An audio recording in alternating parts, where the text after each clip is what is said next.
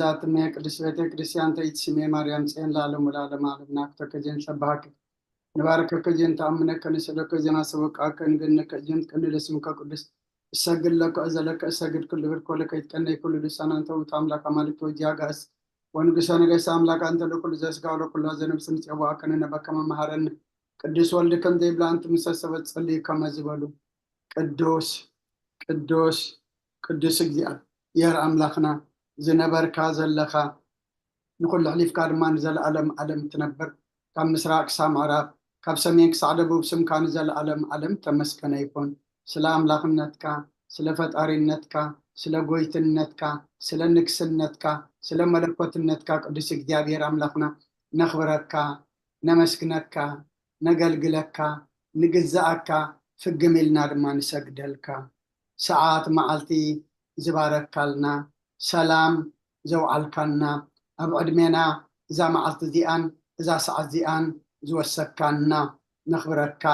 نمسكنك حجد ما قبائنا أملاخنا منفسك تمرحي بحيلك هال تدقفي قبائي قدسان قبرلنا ناب سماي نتمتلو موداتنا أصبي قدما أما صحفك مصحف حوات أسماتنا زمز قبرلو قبائي قبرلنا نصلي صلاة أملاخنا سخات سمعو سخات تقبلو قبرلنا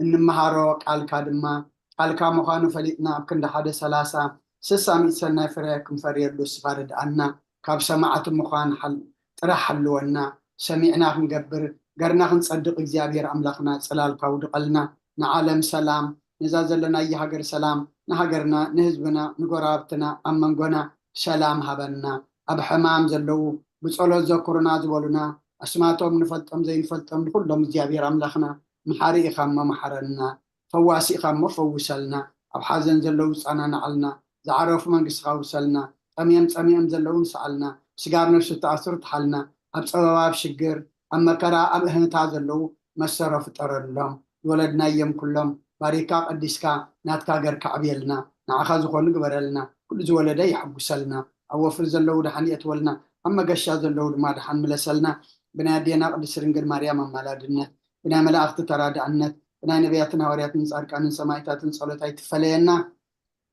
كنتنا هوريات زمهار كايوم أب سمايات نبرا بونا نبلنا نسوع أكالنا سمكاي قدس من قصتها تمسا واركام تاب سماي كم دمام دريكون نعلت مقبنا لما هبنا احنا نزودلنا بدلهم دحرقنا لهم بدلنا نعصانا ندقلنا أقفاد احنا ننبر أفتنا يتأتولنا من قصنا حيدن كبرن نزل علمنا تكاي ما أمين عوزت يا مريم بناي قدس جبريل ملا سلامتا سلام لك لخو حلنا خدن قليخي شقاخون دنقليخي بدي جابي هيرتواك ويتا سراوي سلام لك لخو شغاكا أنس برغتيخي بركرسهم برخيو وملي تتسقى يا بهير مساقي وفي السيتي دسي والكي أتيات نخسر يلنا نفتو ودخي يسوس كريستوس من انتانا محرات لمن لنا أمين يفتحوا يسرق جنا عملاك المدان يسوس كريستوس كانيكا كان سريات يدم ساسي أبسا ولدو لبرو كساتي برهان أنتم أبويا كانت وأبويا ديقونات برهان شاركو سانات ببسمكم كنو فتانون صحانا يرسيان اسكلوان سميات زيو مهارنا كريستوس مال عصر تخلتي زيو مهارنا كريستوس زيو مهارنا كريستوس زيو مهارنا كريستوس زيو مهارنا كريستوس زيو مهارنا كريستوس زيو مهارنا كريستوس زيو مهارنا كريستوس زيو مهارنا كريستوس زيو مهارنا كريستوس زيو مهارنا كريستوس زيو مهارنا كريستوس زيو مهارنا كريستوس كمون بنتك زيتنا مريم مهارنا كريستوس مال عصر تخلتي بنتك زيتنا مريم كريستوس بنتك زيتنا مريم كريستوس بنتك زيتنا مريم مهارنا كريستوس بنتك زيتنا مريم مهارنا كريستوس بنتك زيتنا مريم كريستوس بنتك زيتنا مريم مهارنا كريستوس بنتك زيتنا مريم مهارنا كريستوس بنتك زيتنا مريم كريستوس بنتك زيتنا مريم مهارنا كريستوس بنتك زيتنا مريم مهارنا كريستوس بنتك زيتنا مريم مهارنا كريستوس بنتك زيتنا مريم مهارنا كريستوس ذا ساعات زيا من بارس قاقويتا يسكر سسام مقابرن نفس أمتا ساعات معلتن إياه كمون دك أسام سالمس لزغنت كمون داتا قزي عدما سبت قصر ناي مسقانا سقلوت سناي نقر نزقبر لنا اقرب هالي جابي رابون قويتنا أملقنا مدحنا يسكر سسنو مسكنو لنا شويرنا ردي إناني حليونا نقربنا تقبلنا تمعقبنا نطمئنا ساعة ساعات جاونا تحنا أيو الجنب بزاقد السعادة زيان بكل زمن وتنان فصم سلام حلونا كل نزح جابي راملقنا دمنا لنا وقويتانا جابير كل التحزابون قويتنا أملقنا مدحنا يسكر سس لعلو كل قبرن من تقول قبرنا وش كل قبرنا مسكنك كلنا سلا سور كنا نزل داقنا نزحل قنا نبخاون سلا تقرب كنا نتقبل كنا سلا دعوب كنا نزتنا كنا ساعة جاون سلا زبصح كنا مسكنك كلنا وقويتا يقرب لنا ومفكر سبسلة زند منك لنا كم محرد كون لنا إذا قد السعلة زيان كل زمن وطنان ناغاب بنفراب بفتم سلامكم فتم هابنا كل غناتن كل مكران حبوهم قولين زغنا كل قبر سيطانا مخرغ فعصبات من لعل سلام وقويتا كبارح كاب كل حزب خاونا رحق كاب درياب زلنا يبطاونا رحق زيطعمن زحشن أزلنا تمنين عن كربيتن كل حاجة سألان كرقد سلطان زهاب كنا مسخا خمو كاب كل خفا أدحننا بالا هنان برنا فتناي تأتونا حدا ود خاقويتنا أملغنا مدحنا يسكر ساس من تفقر سبيل بزقوار محرة نقرتان مساقا معرم محوم زغنا منفس كدسن سقانا نصنعاتم بوزن لك على من كل سعن نزال علم آمين نين السحا مزمر حمسان حدا وأملاك مسالخا محرني كم تعبير راغا أبساي دمسس كاب أبساي تصبك حتصبني كاب حتياتي وناتريني أنا أبساي فلت ألخمو حتياتي كل جزيب كلمة إيو بزرابا خاص عادر فردخان صون كاتر كبسي أنا نأخذ راي بدلكو أبقى ميخا أكاي جبركو نوبا أبسات ولدكو نيك أبا حتيات أنا ستني نون حق أو اشتغلت لي أبحو طول مهارني أنت غصر سسم عزات ريني خبر القص عروس أبني تنزغت كتكاي نعصم تحقوسات بحتان حقوسنا اسمعني قد كهاب حتياتي كولو نبزل أو سايون دمسسو وأم قدس من فسكاي تقدفني حقوس مدحان كام لسلي فقادنيا من سون تقدفني ما قد خان مفرسو مرم إيه حتى أنا بخاخم لسيوم وأملاخ مدحاني كاب عداد ما نقفني لساني صدقها ألل كتب له إياه ويتاي أفين سجانا خنا قرصنا فريق فت مسوات بهاب بلكاني وزي كون اسم قرب كل كانره مسوات مرارايت بقوني خمو مسوات أملاخ سور منفسي وأملاخ نسور كت اللي بعيت نقاني خا نتيم صدقها سناي قبر الله مكاتيات يرسالة من دا شعب مسوات صدقي بزحر مسواتي بملء مسوات بهاك بلكاي شو عم مسوي إخا أروح أقرب الكايم هاللويا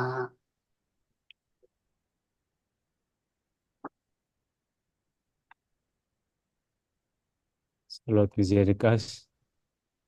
ጸሎት ጊዜ ድቃስ ንኩርሶን ንጉሳይን አምላኸይን ምስጋና ቀርበሉ ኃጢአተይ ክሓድ ገለይ ከዓ ኢልምኖ አቤ መምህር መዛሙርት አድሉልና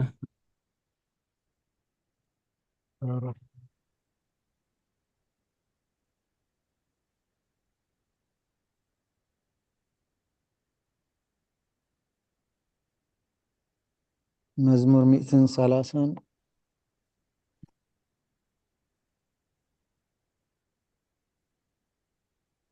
ماما إلسابيت مزمور 130 حدن ممر سارة مزمور 130 كلتن بروفيسور كفلاي مزمور 133 أنا خوص دائي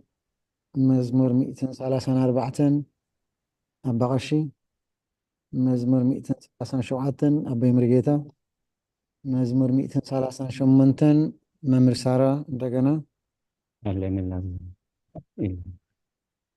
140 حدا مزمور 140 كلتان بروفيسور كفلاي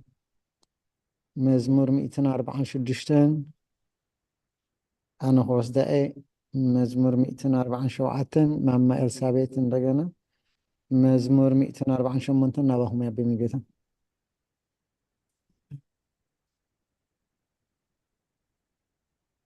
መዝሙር 148 ሃሌሉያ ንእግዚአብሔር ካብ ሰማያት አመስግንዎ ኣብ ኣርያም አመስግንዎ ኩልኩም መላእኽቱ አመስግንዎ ብዘለኹም ሰራዊቱ አመስግንዎ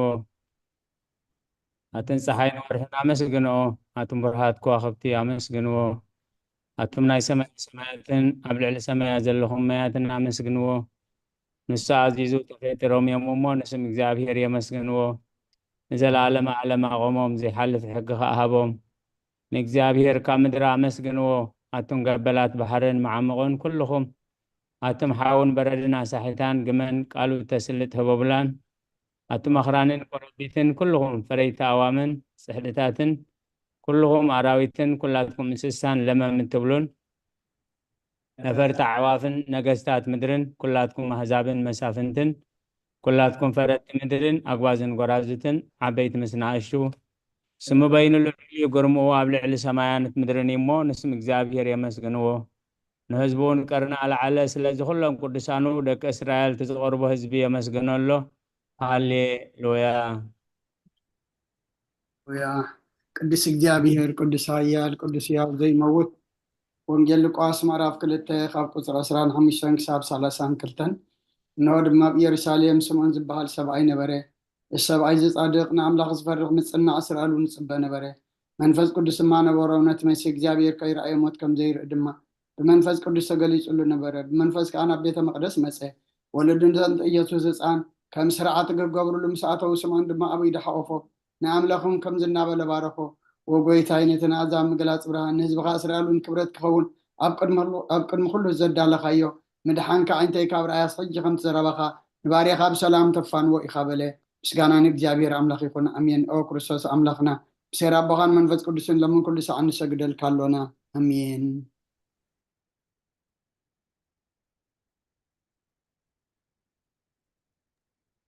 ራይ ክፍልታት ጸሎት ማማ ኤልሳቤጥ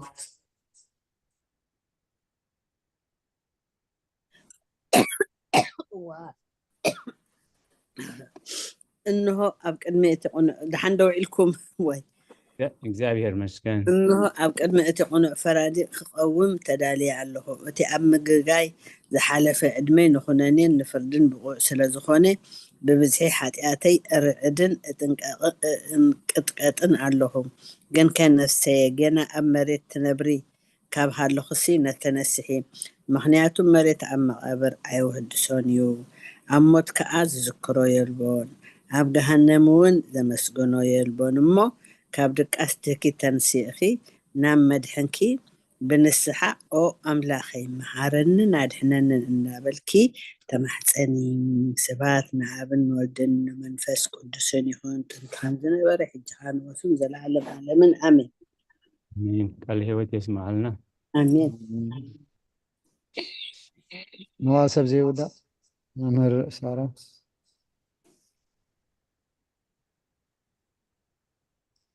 right መምህር መዋዕል ሰብ ዘይውዳእ እዚ ዓለም እዚኣ ከዓ ንዘለዓለም ዝነብር እንተዝኸውንሲ ነፍሰይ ንጹር ዝኾነ ምክንያት መሃለወክ ነይሩ። ግን ከ እቲ ጽዩፍ ዝኾነ ተግባራትክን እቲ ሕማቅ እከይክን ኣብ ቅድሚ እቲ ሓቀኛ ምስትቕላዕ ኣብ ዓራት ሓጢኣት ተሰጢሕኪ ኣብቲ ሸለልተኛን ከዳንክ ስጋኺ ከለኺ እንታይ እዩ ትትህብዮ መልሲ? ኦ ክርስቶስ ኣምላኸ በቲ ኣዝዩ ዘፍርሕ ፍርድኻ እስንብድ ነቲ ዘለዓለማዊ ፍርድኻ እንብርከኽ ነቲ መለኮታዊ ነፀብራቃዊ ብርሃንካ እንቅጥቀጥ ኣለኹ ህሱም ኣለኹ ኣነ ህሱም ድኑስ ኣብ ዓራተይ ጠቂሰ ዘለኹ ኣብ ሂወተይ እውን ዘይግዱስ ዝኾንኩ ናይቲ ተቐባል ቀረፅ ኣብነት ብምውሳድ ኣፍ ልበይ እናወቃኹ ኦ ኣምላኽ ኣነ ገበነኛ እሞ ይቕረበለለይ እብል ኣለኹ ይዜኒ ወዘልፈኒ ወላለም ዓለም ኣሜን።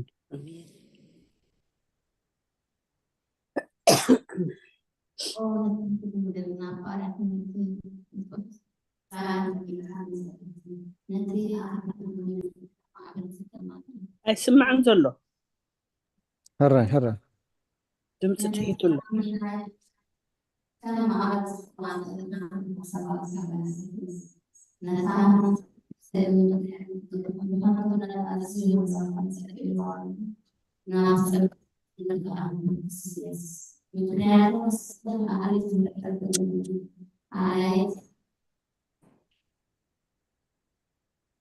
حلف لهم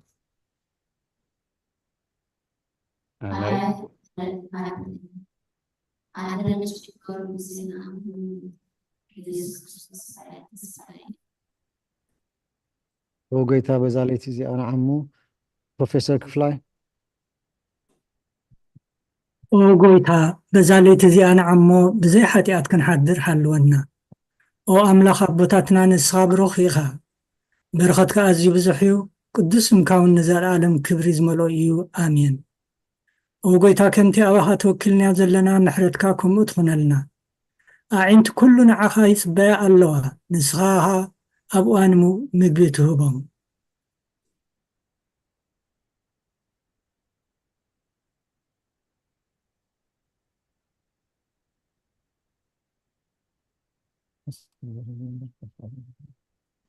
يحلف ولا ما بنا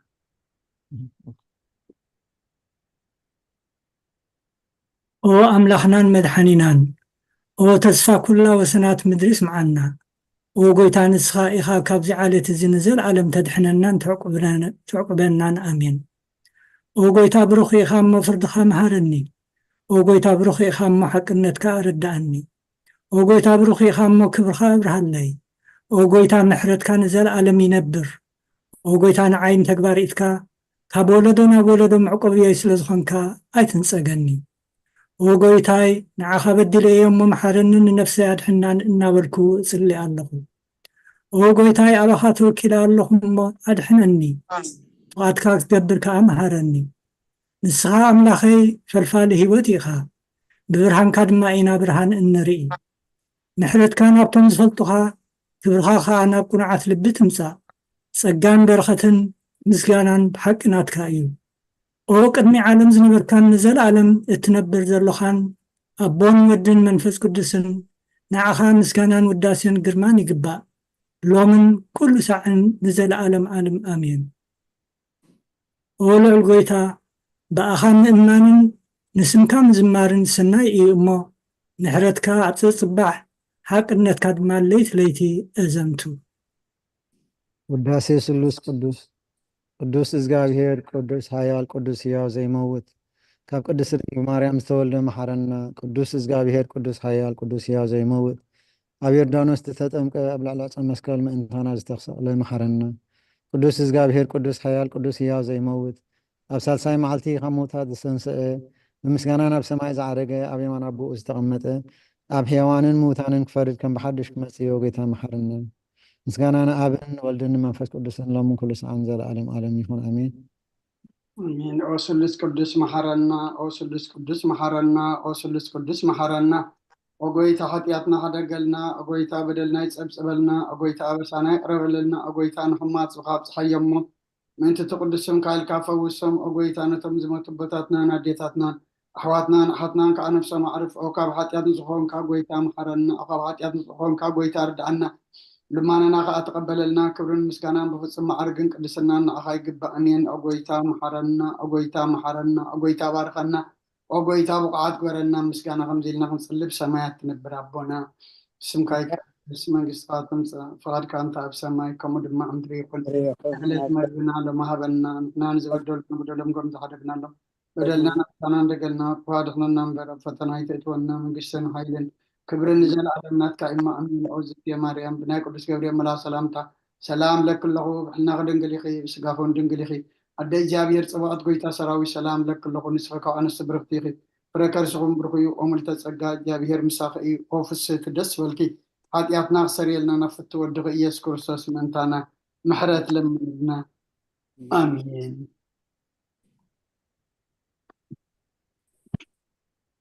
مسكانا نقدس تدنقل مريم ماما إلسابيت هاي مسكانا نقدس دنقل مريم وقدس تملئ تتسقى كل جزية دنقل زخونكي ولاديت أملاخ أدى خريستوس سلام نبلكي من تحتياتنا كحرقلنا ناب ورودخي صولفنا عرقلنا حقنا برهان يسوس كريستوس أملاخنا زولد كلنا قدست دنقل سلام نبلكي نحاتيات نفسنا حديقو مكة محرنا نابويتا لمن لنا وقدست دنقل مريم ولاديت أملاخ نزار إسب منتي أمالاديت ناب ودخ يسوس كريستوس بحدقت حاتيات كتسقونا لمن لنا أونا حق نقدست دنقل سلام نبلكي أو أمانيئل أملاخنا زولد كلنا قرعات ذرقنا سلامتا نقربلكي أودنقل بقويتانا يسوس كريستوس تأمنت أما لاديت حاتياتنا من انتخاد قلنا تذكرنا آمين ما تبغى تصلي هايمانوت نمر سارة الرأي أدى حقنا برهان نخبركي وقدست دنقل ولاديت أملاك مدهاني علم سلزولد كلنا مزيو خان نفسنا سلزدهاننا نمسكنكي ወጎይታናን ንጉስናን መድኃኒናን ኢየሱስ ክርስቶስ ክብሪ ንዓኸ ይኹን። ንስኻ ንሐዋርያት ሞገሶም ንሰማዕታት ኣኽሊሎም ንጻድቃን እልልትዖም ንቤተ ክርስቲያን ጽንዓት ንኃጥኣን ህድገት ብሃደ ዝመለኮቱ ስሉስ ቅዱስ ነበስል ንሰግደሉን ነኽብሮን። ኦ ጎይታ መሃረና፣ ኦ ጎይታ መሃረና፣ ኦ ጎይታ ባርኸና። አሜን አሜን። ናይ ሃይማኖት ጸሎት ፕሮፌሰር ክፍላይ። ናይ ሃይማኖት ጸሎት ኩሉ ብዝሓዘ ሰማይን ምድርን ዝርአን ዘይርአን ብዝፈጠረ ብሓደ እግዚኣብሔር ኣብ ንኣምን። ብሓደ ጎይታ ብኢየሱስ ክርስቶስ ዓለም ከይተፈጥረ ምስኡ ህሉ ብዝኾነ ቦልዲ ኣብ ዋህድ እውን ንኣምን። ካብ ብርሃን ዝተረኽበ ብርሃን፣ ካብ ሓቀኛ ኣምላኽ ዝተረኽበ ኣምላኽ፣ ዝተወልደ እምበር ፍጡር ዘይኮነ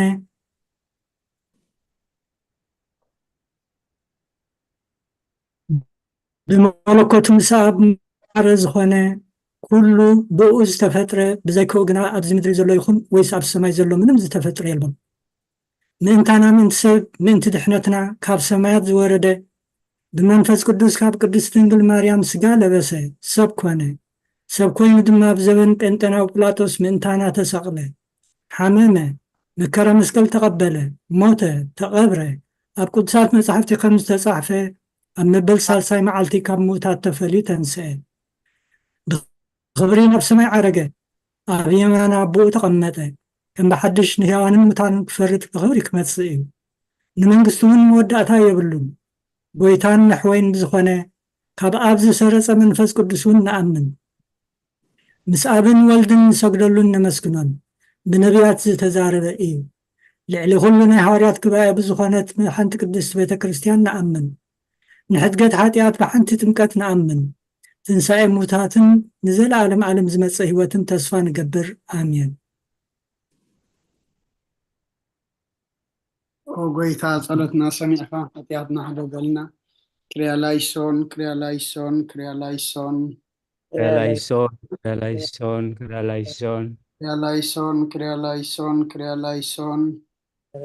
ሶን ክርያላይሶን ክርያላይሶን ክርያላይሶን ክርያላይሶን ክርያላይሶን ክርያላይሶን ክርያላይሶን ክርያላይሶን ላይሶን ክርያላይሶን ክርያላይሶን ክርያላይሶን ክርያላይሶን ክርያላይሶን ላይሶን ክርያላይሶን ክርያላይሶን ክርያላይሶን ክርያላይሶን ክርያላይሶን ላይሶን ክርያላይሶን ክርያላይሶን ክርያላይሶን ክርያላይሶን ክርያላይሶን ላይሶን ክርያላይሶን ክርያላይሶን ክርያላይሶን ክርያላይሶን ክርያላይሶን ላይሶን ክርያላይሶን ክርያላይሶን ክርያላይሶን ክርያላይሶን ክርያላይሶን ላይሶን ክርያላይሶን ክርያላይሶን ክርያላይሶን ክርያላይሶን ክርያላይሶን ላይሶን ክርያላይሶን ክርያላይሶን ክርያላይሶን ክርያላይሶን ክርያላይሶን ላይሶን ክርያላይሶን ክርያላይሶን ክርያላይሶን ክርያላይሶን ክርያላይሶን ክርያላይሶን ክርያላይሶን ክርያላይሶን ክርያላይሶን ክርያላይሶን ክርያላይሶን ላይሶን ክርያላይሶን ክርያላይሶን ክርያላይሶን ክርያላይሶን ክርያላይሶን ክርያላይሶን ክርያላይሶን ክርያላይሶን ክርያላይሶን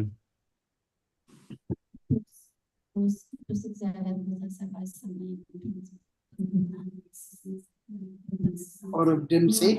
ቁሩብ ድምፂ የለን የለን ይሓነ ኣጅኹም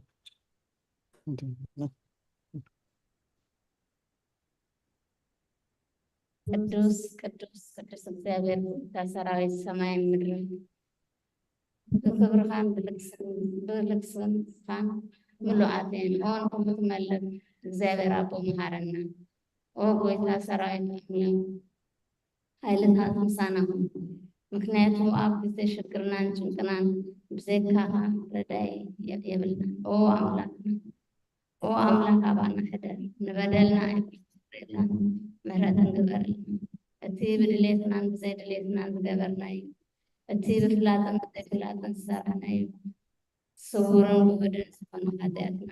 ምእንቲ እቲ ኣብ ልዕለና ዝስመ ቅዱስ ሚካኤልካ ኦ ጎይታ ይቅረበልና። ኦ ጎይታ ከም ቀዳምበት ከም ተግባርና እዩ።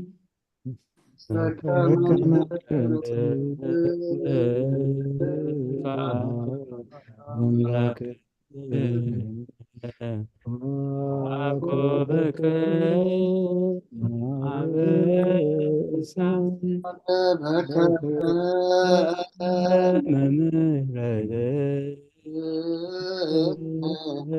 አምላክን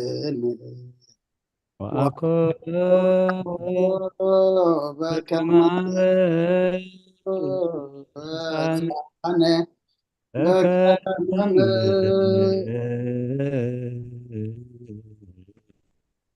ረድኤከ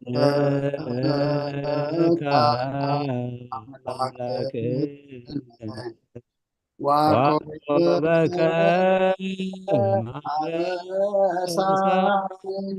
ኦ ጎይታ ብቁዓት ግበረና ምስጋና ከምዚልና ክንፅልብ ሰማያት ትነብር ኣቦና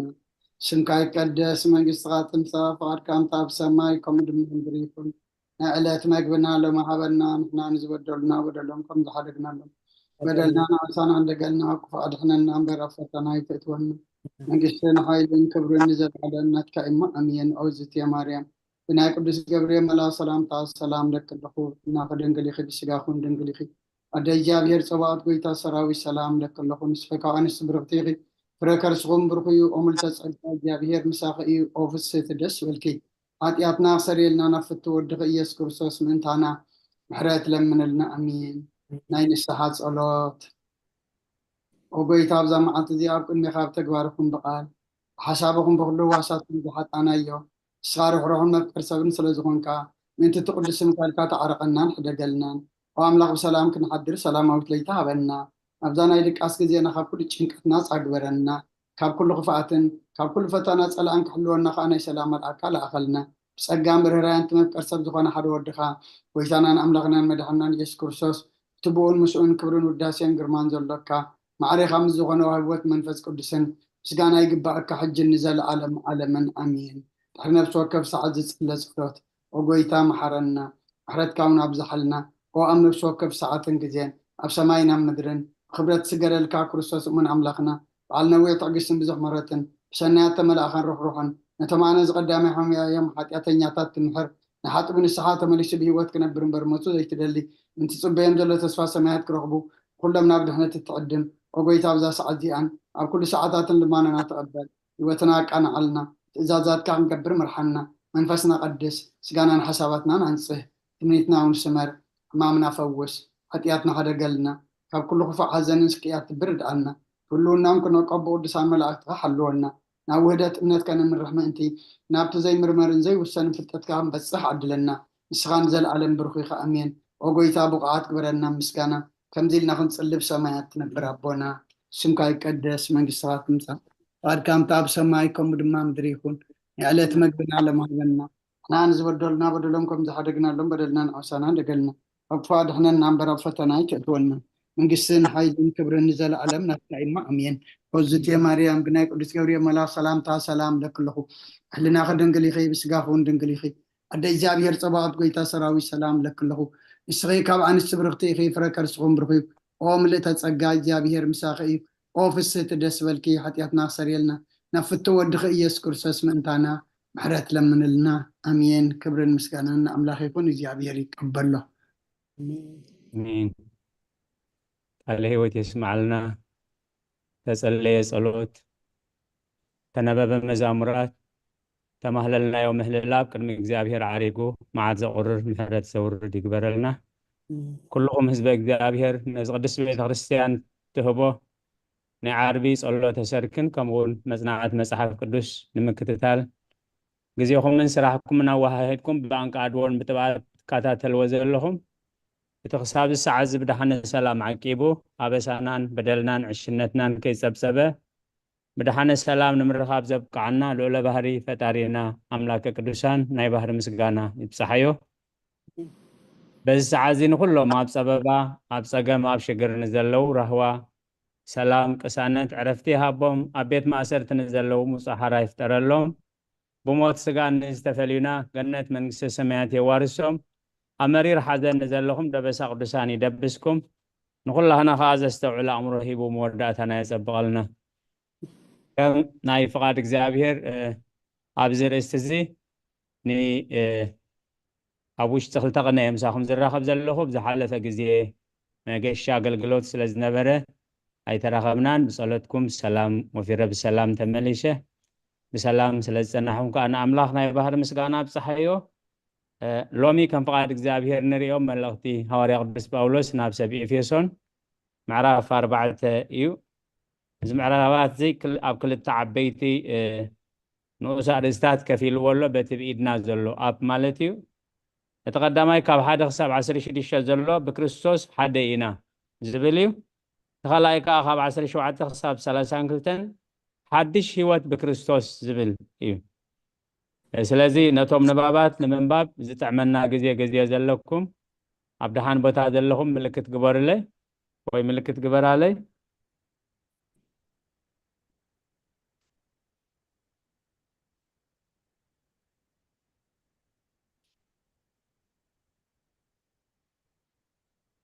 خبي مرقيت أنا قبل بخيلي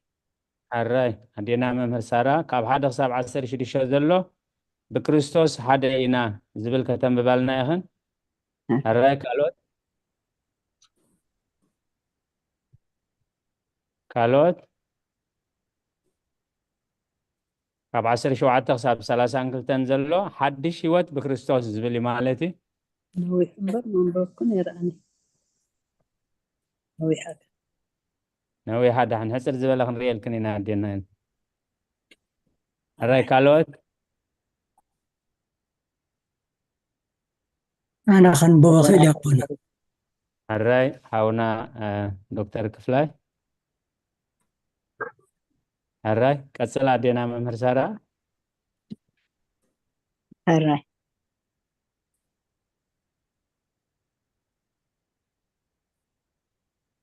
أن دقيم صبوا الله دقيم أنا أسر بقويتا نتي تتوقعكم تقولوا صوعة بقعات كوينكم كتركبوا كتملالسوا أمأدكم علىكم بتهتنا زبلا بلوحات بهدآت نهدهدكم بفقري ناتتصاوركم نت هبرت منفس بمأثر سلام غيركم كتهلوو تقادلوا كمتي بحنت تسفى تتصوعكم دما هذا سجان هذا منفسن إيو هذا قويتا هانت امنت هانت تمكت اتلقل كلن بكلن اب كلن زلو هذا املا ابو كلن نسو ايو قناخة بمسفر وهبت كريستوس ننفسه كفنا تقا تواهيبو ايو سلازي خانا بلعلي مسديبة مركو معرخة نسبون وهبت حابة يبل إذا ديبة زبل قنا نفت معموق كفلي مدرون مورادو انت زي كوينوس انتاي مالت ايو اتز وردن كله منتك لألي كل سمات ديبون نسو ايو كلاتنا ناب هبرت امنت ناب فلتات ود املاخ ناب اقل سبعي ناب لك ملكت ملعات بمتصهنا كريستوس كسا نبتصه بتوم قدسان نتي قبري أقلقلوت نمهنات سقا كريستوس ملوعات منتي كخونو إلو نسو قاليهم حواريات قاليهم دما نبيات قاليهم كعا وانجيلاويان قاليهمون قواسوتن ممهرانن كخونو حابة دهره الجيق نهنا بتي كابتز بمتبار سبن نمفساس سهتت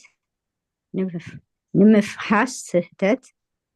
زخون تنكولن زمت ناي تمهرتي كله نفاس نيو نجو عند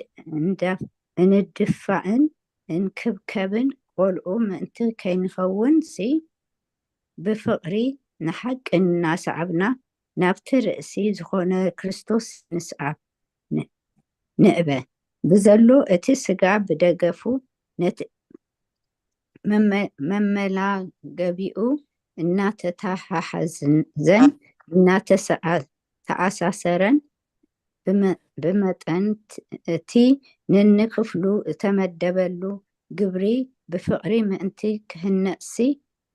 ካብ ክርስቶስ እዩ ምዕባይ ዝርከብ አሜን ቃለ ህይወት የስማዓልና ዴና መምህር ሳራ አሜን እምበኣርሲ ከምቲ ኣሕዛብ ብናይ ከንቱ ሓሳቦም ዝመላለስዎ ከይትመላለሱ እዚ እብል ብጎይታውን እምስክር ኣለኹ ንሳቶም ብሰሪ ትሪ ልቦምን ብሰሪ እቲ ኣባታቶም ዘሎ ድንቁርናን ኣእምሮኦም ጸልሚቱ ካብ ህይወት ኣምላኽ ተሒቆም ድንዙዛት ኮይኖም እውን ብስስዐ ርክሰት ዘበለ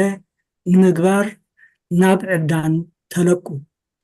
ንስኻትኩም ግና ንክርስቶስ ከምዚ ጌርኩም ኣይተምሃርኩምዎን እታ ሓቂ ኣብ ኢየሱስ ከም ዘላ ሰሚዕኩምዋን ኣብኡ ተማሂርኩምዎን እንተኮንኩምሲ ነቲ ቀደም እተመላለስኩምሉ ብትምኒት ስሕተት ዝጠፍእ ኣረጊት ሰብ ቀንጢጥኩም በቲ ናይ ኣእምሮኹም መንፈስ ክትሕደሱ እሞ እቲ ብናይ ሓቂ ጽድቅን ቅድስናን ብመልክዕ ኣምላኽ እተፈጥረ ሓድሽ ሰብ ልበሱ ስለዚ ከዓ ንሓሶት ንየው በልዎ ኣካል ሓድሕድ ኢና እሞ ነፍሲ ወከፍ ምስ ብፃዩ ሓቂ ተዛረቡ ኮርዩ ሓጢኣት ከዓ ኣይትግበሩ ኣብቲ ኩራኹም ፀሓይ ኣይትዕረብኩም ንዲያብሎስ ከዓ ስፍራ ኣይትሃብዎ እቲ ዝሰረቀ ነቲ ስኡን ዘማቕሎ ምእንቲ ክህልዎስ ጽቡቕ እናገበረ ደኣ በእዳዊ ይፅዓር እምበር ደጊምሲ ኣይስረቕ እቲ ንሰማዕቱ ንበረኸት ዝኸውን ንምህናፁን ዘድሊ ሰናይ ዘበለ ዘረባ ደኣ ተዛረቡ እምበር ዘይጠቅም ዘረባስ ካብ ኣፍኩም ኣይውፃእ ነቲ ንመዓልቲ ምድሓን እተሓተምኩምሉ ናይ ኣምላኽ መንፈስ ቅዱስ ኣይተጉህይዎ ብዘሎ መሪርን ነድርን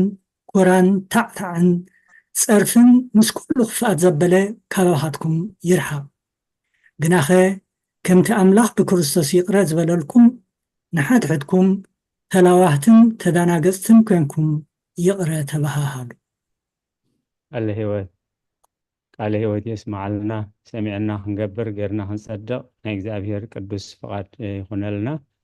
ዝኸበርኩም ህዝበ እግዚኣብሔር ካብዚ ቀፂሎም ናይዚ ከነንብቦ ፀናሕና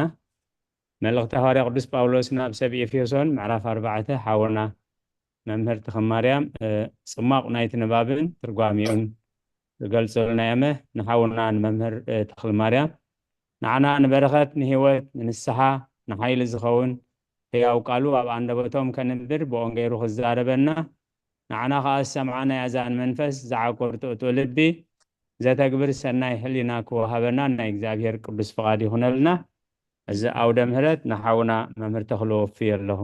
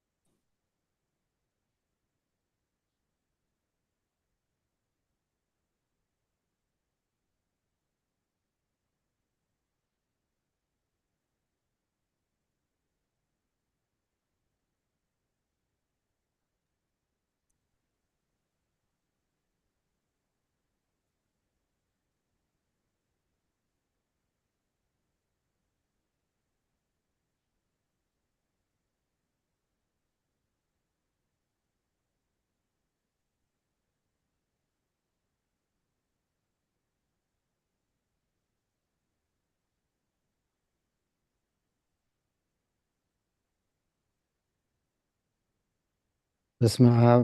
ወወልድ ወመንፈስ ቅዱስ አሐዱ አምላክ አሜን። ይስማዕ ደሎ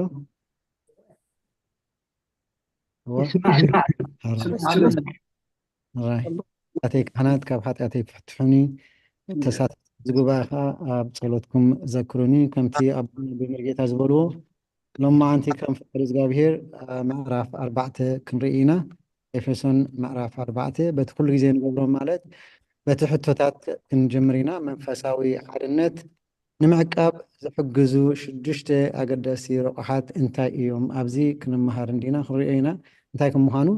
ሓብረና ሕጂ መዘከርታ ንመታን ክኾነና ኢለ እቲ 6 ምክንያት ግጭት እንታይ እዩ ይብል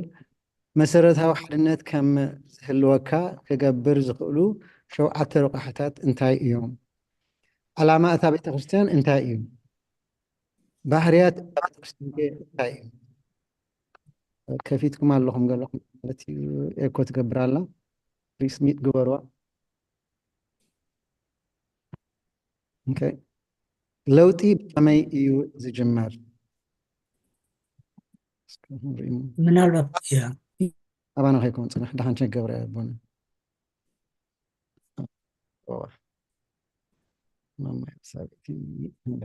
ኦኬ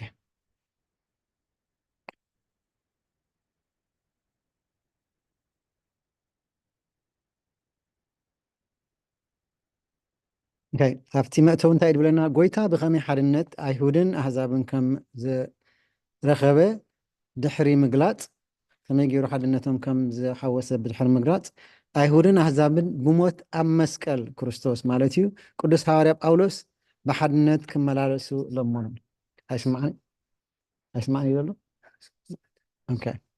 ጽቡቅ ኣሎ ኣራይ ነቲ ኣምላኽ ዝሃቦም ብህበት መንፈስ ቅዱስ ኣዘኻኽሮም እዚ ከዓ ነቲ ኣምላኽ ከዓዩ ኢሉ ንቤተ ክርስቲያኑ ዝሃባ ውህደት መንፈስ ብመንፈሳዊ ብስለት ምእንቲ ከዓብዩ ኣዘኻኽሮም ድሕሪኡ ንጎይታ ቅድሚ ምፍላጥና ከምቲ ናይ ቀደም ህይወትና ዘይኮነስ ብንጽህና ክንመላለስ ከም ዘለና ገለጸ እታ ካብ ፍቅዲ 1 ክሳብ 6 ዘላ ደጊም እትብል ቃል ነቲ ኣቐዲሙ ዝነበረ ምዕራፋት መምሃር እያ ተመስገል ነዚኣ ከዓኒ ኣብቲ ኩሉ ግዜ ናይ ንግሆ ጸሎት ዘላ ማለት እዩ ኩሉ ግዜ ኢና ንደግማ ድሓን እንድሕር ወላውን ክትንበብ ከላ ኣስተውሂልኩምና ትኾኑ ኢኹም ደጊማ ኣነ እሱር ብጎይታ ከምቲ ተፀዋዕኩምዎ ፅዋዓ ብቕዓትኩም ክትመላለሱ ልምነኩም ኣለኹ ብትሕትና ዘበለን ብለውሃትን ብህድኣትን ነንሕድኩም ብፍቅሪ እናተፃወርኩም ነቲ ሕብረት መንፈስ ብማእሰር ሰላም ጌርኩም ክትሕልዎ ተጋደሉ ከምቲ ብሓንቲ ተስፋ ብሓደ ጎይታ ብሓንቲ እምነት ተፀዋዕኩሞ ምእንቲ ሓደን ስጋን መንፈስን ክትኮኑ ሓደ ጎይታ ሓንቲ እምነት ሓንቲ ጥምቀት እቲ ልዕሊ ኩሉ ዝኾነ ብኩሉን ኣብ ኩሉን ዘሎ ሓደ ኣምላኽ ኣቦ ኩሉን ንሱ እዩ ኢላ ትጀምር እዚ ከዓ ንዓና እንታይ እዩ ዝምህረና ሐዋርያ ቅዱስ ጳውሎስ ንማእሰርቱ ከም ክፍሊ እቲ ኣምላኽ ንህይወቱ ዘውፃሉ መደብ ደኣ ገይሩ እዩ ዝሪኦ እምበር ከም መቕፃዕቲ ገይሩ ኣይኮነን ዝሪኦ ማለት እዩ ንፀጋማቱ ንዋላ ሓደ ሰብ ኣይኮነን ተሓታቲ ዝገብሮ ዘሎ ዋላ እውን ንኣምላኽ ከማን ተሓታቲ ኣይገብሮን እዩ እንታይ ደኣ ፍቓድ እግዚኣብሔር ኢሉ እዩ ዝኸይድ እንታይ ዓይነት ኣነባብራ ኢና ከነዘውትር ወይ ከዓ ክንነብር ዝግባኣና እቲ ላይፍ ስታይል ዝበሃል ኣብዚ ብፍላይ ኣብዚ ሓድሽ ዘመን ንሪኦ ዘለና እንታይ ዓይነት ናብራ እዮም ዝነብሩ ንሕና ከዓ ከም ክርስቲያን መጠን ከም ተዋህዶ ኦርቶዶክስ መጠን ከዓ እንታይ ዓይነት ህይወት ክንመርሕ ከም ዘለና እዩ ዝነግረና ማለት እዩ ናይ ኢየሱስ ክርስቶስ ዓይነት ኣነባብራ ምክንያቱ ንሱ እዩ መምህርና ንዓና ክርስቶስ ላይክ ንክርስቶስ መሲልና ኢና ክንነብር ዝግባኣና በቲ ዝመሃረና መልክዕ ከዓ ብእኡ ክንነብርን ክንከይድን እዩ ዝግባኣና ምስ ግቡእ ኣረኣእያ ዘለዎ ክብል እንከሎ ትሕትናን ለውሃትን ንሓድሕዶም ብፍቅሪ ክነብሩ ክፋቅሩ ማለት እዩ ንሓድነት መንፈስ ኣብ ማእሰር ሰላም እዚኣ ክንብባ ፀናሕና ማለት እዩ ንምዕቃብ ፃዕሪ ምግባር እቲ ሰላም ተዋሂቡና እዩ ንሕና ግን ክንዕቅቦ ኣለና ማለት እዩ ትሕትና ለውሃት ዓቕሊ ምፅዋር ፍቅሪ ከምኡውን ሰላም ምግባር ሓድነት መንፈስ ንምዕቃብ ኣገደስቲ ረቑሒት እዮም እዚ ከዓ ፍረ መንፈስ ቅዱስ ግና ኢሉ ኣብቲ ገላትያ 5:2 ድጅምሮ ማለት እዩ እዚ ፍረናቱ እዩ እንተደኣ ኣብኡ ተፀጊዕና ኣለና ነዚ ክንፈሪ ንኽእል ማለት እዩ ጠንቂ ግጭት ዘምፅእ እዚ ዝስዕብ እዩ እቲ ትዕቢት ወይ ከዓ ኢጎ ዝብል ብእንግሊሽ እንተደኣ ሪእና ፀቢቕና ክትገልፀልና ትኽእል እያ ዓመፅ ዓቕሊ ምስኣን ዘይተፀዋረነት ፅልኢ ከምኡውን ይቕረ ዘይበሃለሉ መንፈስ ዘለካ ማለት እዩ ቅርሕንቲ ምሓዝ ኣብቲ ኢጎ ዝብሎ edging God out the more ego that you have the less room that you have for God to work within you እዚ ከዓ ትዕቢት ንኣምላኽ ካብ ልብኻ ምውፃእ ማለት እዩ ዝያዳ ትዕቢት ክህልወካ ከሎ እና ሰዋእካ ወይ ከዓ እና በዛሕካ ክትከይድ ከለካ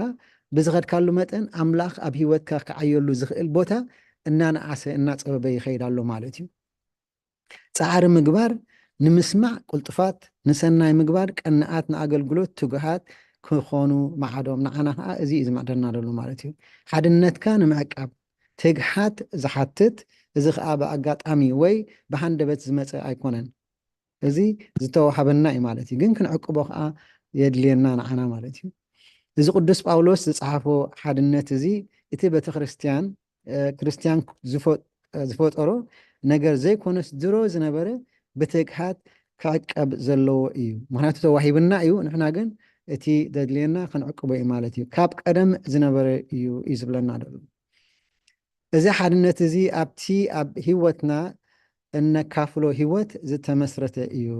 ምስ መለኽናዮ ከምዚ ናትና ኔቸር ክኸውን ማለት እዩ ልክዕ ከምቲ ኩሉ ግዜ ንነብረሉ ኩሉ ግዜ ንቤተክርስትያን ክንመፅእ ከለና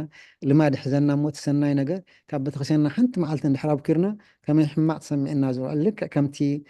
ካልእ ዓመል ዘለዎ ሰብ ተኣመሉ ዘይረኽባ ክኸውን ከሎ እዚ ግን ሰናይ ዓመል ከምኡ ክንገብር ይግብኣና ማለት እዩ ሓደ ኣካል ክርስቶስ ማለት እዩ ቤተክርስትያን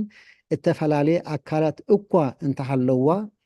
እዚ ሓደ መንፈስ ኩላትና ሕደ መንፈስ ቅዱስ ብሓንቲ ሜሮን ከም ተቐባእና ብሓደ ተስፋ ተፀዊዕና ኢና ብሓድነት ክንነብር መታን ድሒና ንዘለኣለም ምስኡ ክንህሉ ክንከውን ማለት እዩ መፀዋዕትና ምስ ጎንታናን መድሓኒናን ኢየሱስ ክርስቶስ ዘለኣለማዊ ሂወት ክነብር እዩ ወይ ከዓ ክንነብር ኢና ማለት እዩ ሓደ ጎይታ ስድራ ቤት ኣምላኽ ሓደ ርእሲ ዘለዋ ጎይታናን መድሓኒናን ኢየሱስ ክርስቶስ ማለት እዩ ሓንቲ እምነት ሕጂ እታ ኣምላኽ ንዓና ዝገለፀልና እምነት ደኣ እምበር ባዕልና ኣይንትርጉማን ኢና እዚ ኣብዚ ብዙሕ ነገራት ዝመፅእ ኣሎ ኣብቲ መፅሓፍ ቅዱስ ናይ ቤተክርስትያን ምዃና ግሉፅ እዩ ብቤተክርስትያን ከም ትትርጎም ከዓ ግሉፅ እዩ ብኣቦታት ከም ትግልፅ ከዓ ፍሉጥ እዩ ግን ኣብዚ እዋንና እታ መፅሓፍ ቅዱስ ፈሊጠ ኢልካ ባዕልካ ምትርጓም እዚ ፍቁድ ከም ዘይኮነ ማለት እዩ ሓድነት ክህልወና ክእል እዩ ግን ኣብታ ሓንቲ እምነት እዩ ክህልወና ዘለዎ ማለት እዩ ሓንቲ ጥምቀት ኣብታ ናይ ሓቂ እምነት እተመስረተ ኣብዚ ጥምቀት እዚ ሕጂ ካልኣይ ኣይድገምን እዩ ክበሃል ከሎ ብጌጋ እምነት ዝተጠመቁ ሰባት ካልኣይ ዘይኮነስ መጀመርታ እዮም ዝጥመቁ ዘለዉ ማለት እዩ ካብ ካልእ ሃይማኖት ዝመፁ ሰባት ክጥመቁ ከለዉ ካልኣይ ጥምቀት ኣይኮነን ዝፅዋዕ ብኦርቶዶክስ መልክዕ ቀዳመይቲ ጥምቀት እያ እሳያ ከዓ ሓንቲ ጥምቀት ምክንያቱ ጥምቀት ኣይድገምን እዩ ጥምቀት ኣይድገምን እዩ ሕጂ ምናልባት ሓድሽ ነገራት ትሰምዑ ክትኮኑ ኢኹም ግን እቲ ጥምቀት ብካህን ዝተገበረ ካልኣይ ኣይድገምን እዩ ምክንያቱ ብፅና ናይቲ ካህን ኣይኮነን ዝገልፅ ጥምቀት ጎይታናን መድሓኒናን ኢየሱስ ክርስቶስ ባዕሉ ዝገብሮ እዩ እምበር እዚ ከም መሳርሒ እዮም እቶም ካህናት ኣቦታሲ ከም መሳርሒ ዳ እዮም እምበር ናትኣቶም ብፅና ዝገልፅ ኣይኮነን እዚኣታ ክብላ ፀናሕኩ ማለት እዩ ካህን ገለ እዩ ኣጠሚቑዎ ሞኒ ንሱ ውግስ ስለዝኾነ ከምዚ ኢልካ ከምኡ ዝበሃል ነገር የለን ብካህን እንድሕር ተጠሚቑ ተወዲኣ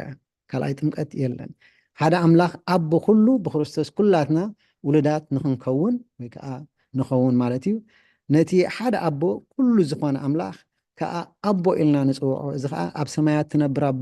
ኣቦና ክንብል ከለና ንሕና ውሉድ ኣምላኽ ብክርስቶስ ኣቢልና ስለ ዝኾንና እዩ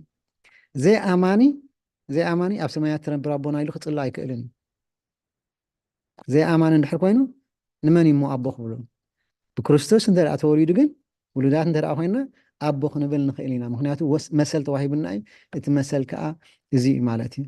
ልዕሊ ኩሉ ብስልጣኑ ልዕሊ ኩሉ እዚ ከዓ ባህርያት ናይ እግዚኣብሄር ኣብ እግዚኣብሄር ወልድ እግዚኣብሄር መንፈስ ቅዱስ ዝገልፅ ማለት እዩ ኣብ ኩሉ ሎ እግዚኣብሄር ከዓ ኣብ ኩሉ ቦታ እዩ ዘሎ ኣባና እውን ኣብ ልብና እውን ሓዲሩ ኣሎ ማለት እዩ ኣምላኽ ኣብ ኣመንቲ ይነብር ኣብዘይ ኣማኒ ክነብር ኣይክእልን እዩ ንሕና መንበር መንፈስ ቅዱስ ስለ ዝኾንና ንሕና ንፁሓት ክንከውን ኣለና ወይ ከዓ ክንፀሃና ኣለዎ ክንኣምን ኣለና ሽዑ ከኣባና ክሓድር ትኽእል ምእንቲ ክንድሕን ውሉዳት ኣቦ ክንከውን ክንቅበሎ ኣለና ምክንያቱ እንተደይ ተቐቢልካዮ ከመይ ገይሩ እሞ ናባኻ ክመፅእ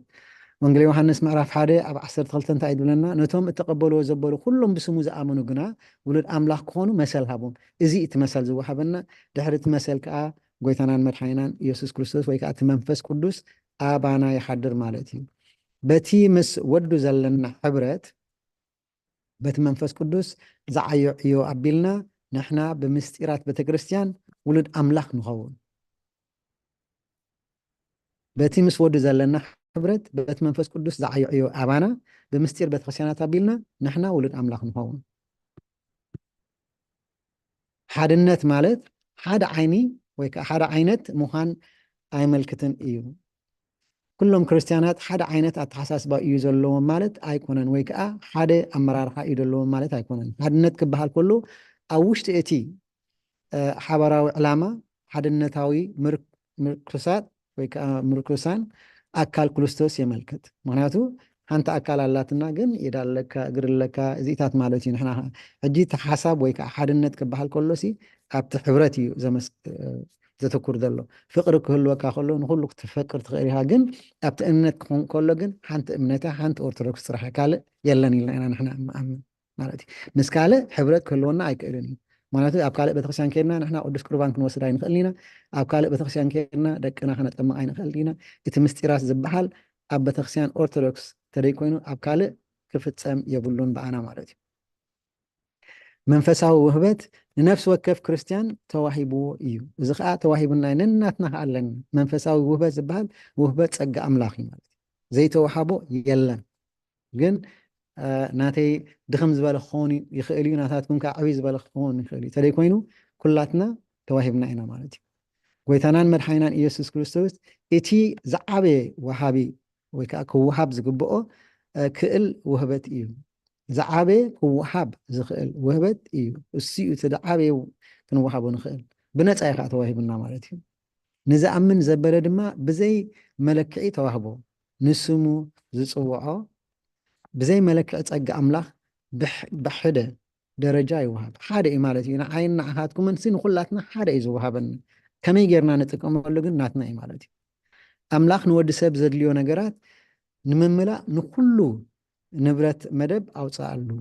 ካብ ፍቃድ ኣምላኽ ይኹን ክንብል ከለና ከዓ ነዚ ነቲ ፍቃዱ እንዳመላእና መታን ክንከይድ እሞ ንዓና ክጥዕመና ንዕኡ ደይኮነስ ንዓና ክጥዕመና ማለት እዩ እዚ ከዓ ንመስርሒ ሓድነትን ብስለትን ክርስቲያናት የድሊ ሃዋርያ ቅዱስ ጳውሎስ ነቲ ብዛዕባ መንፈሳዊ ውህበታት ዝሃቦ ትምህርቲ ብከምዚ የፅንዖ ማለት እዩ ኣብ መዝሙር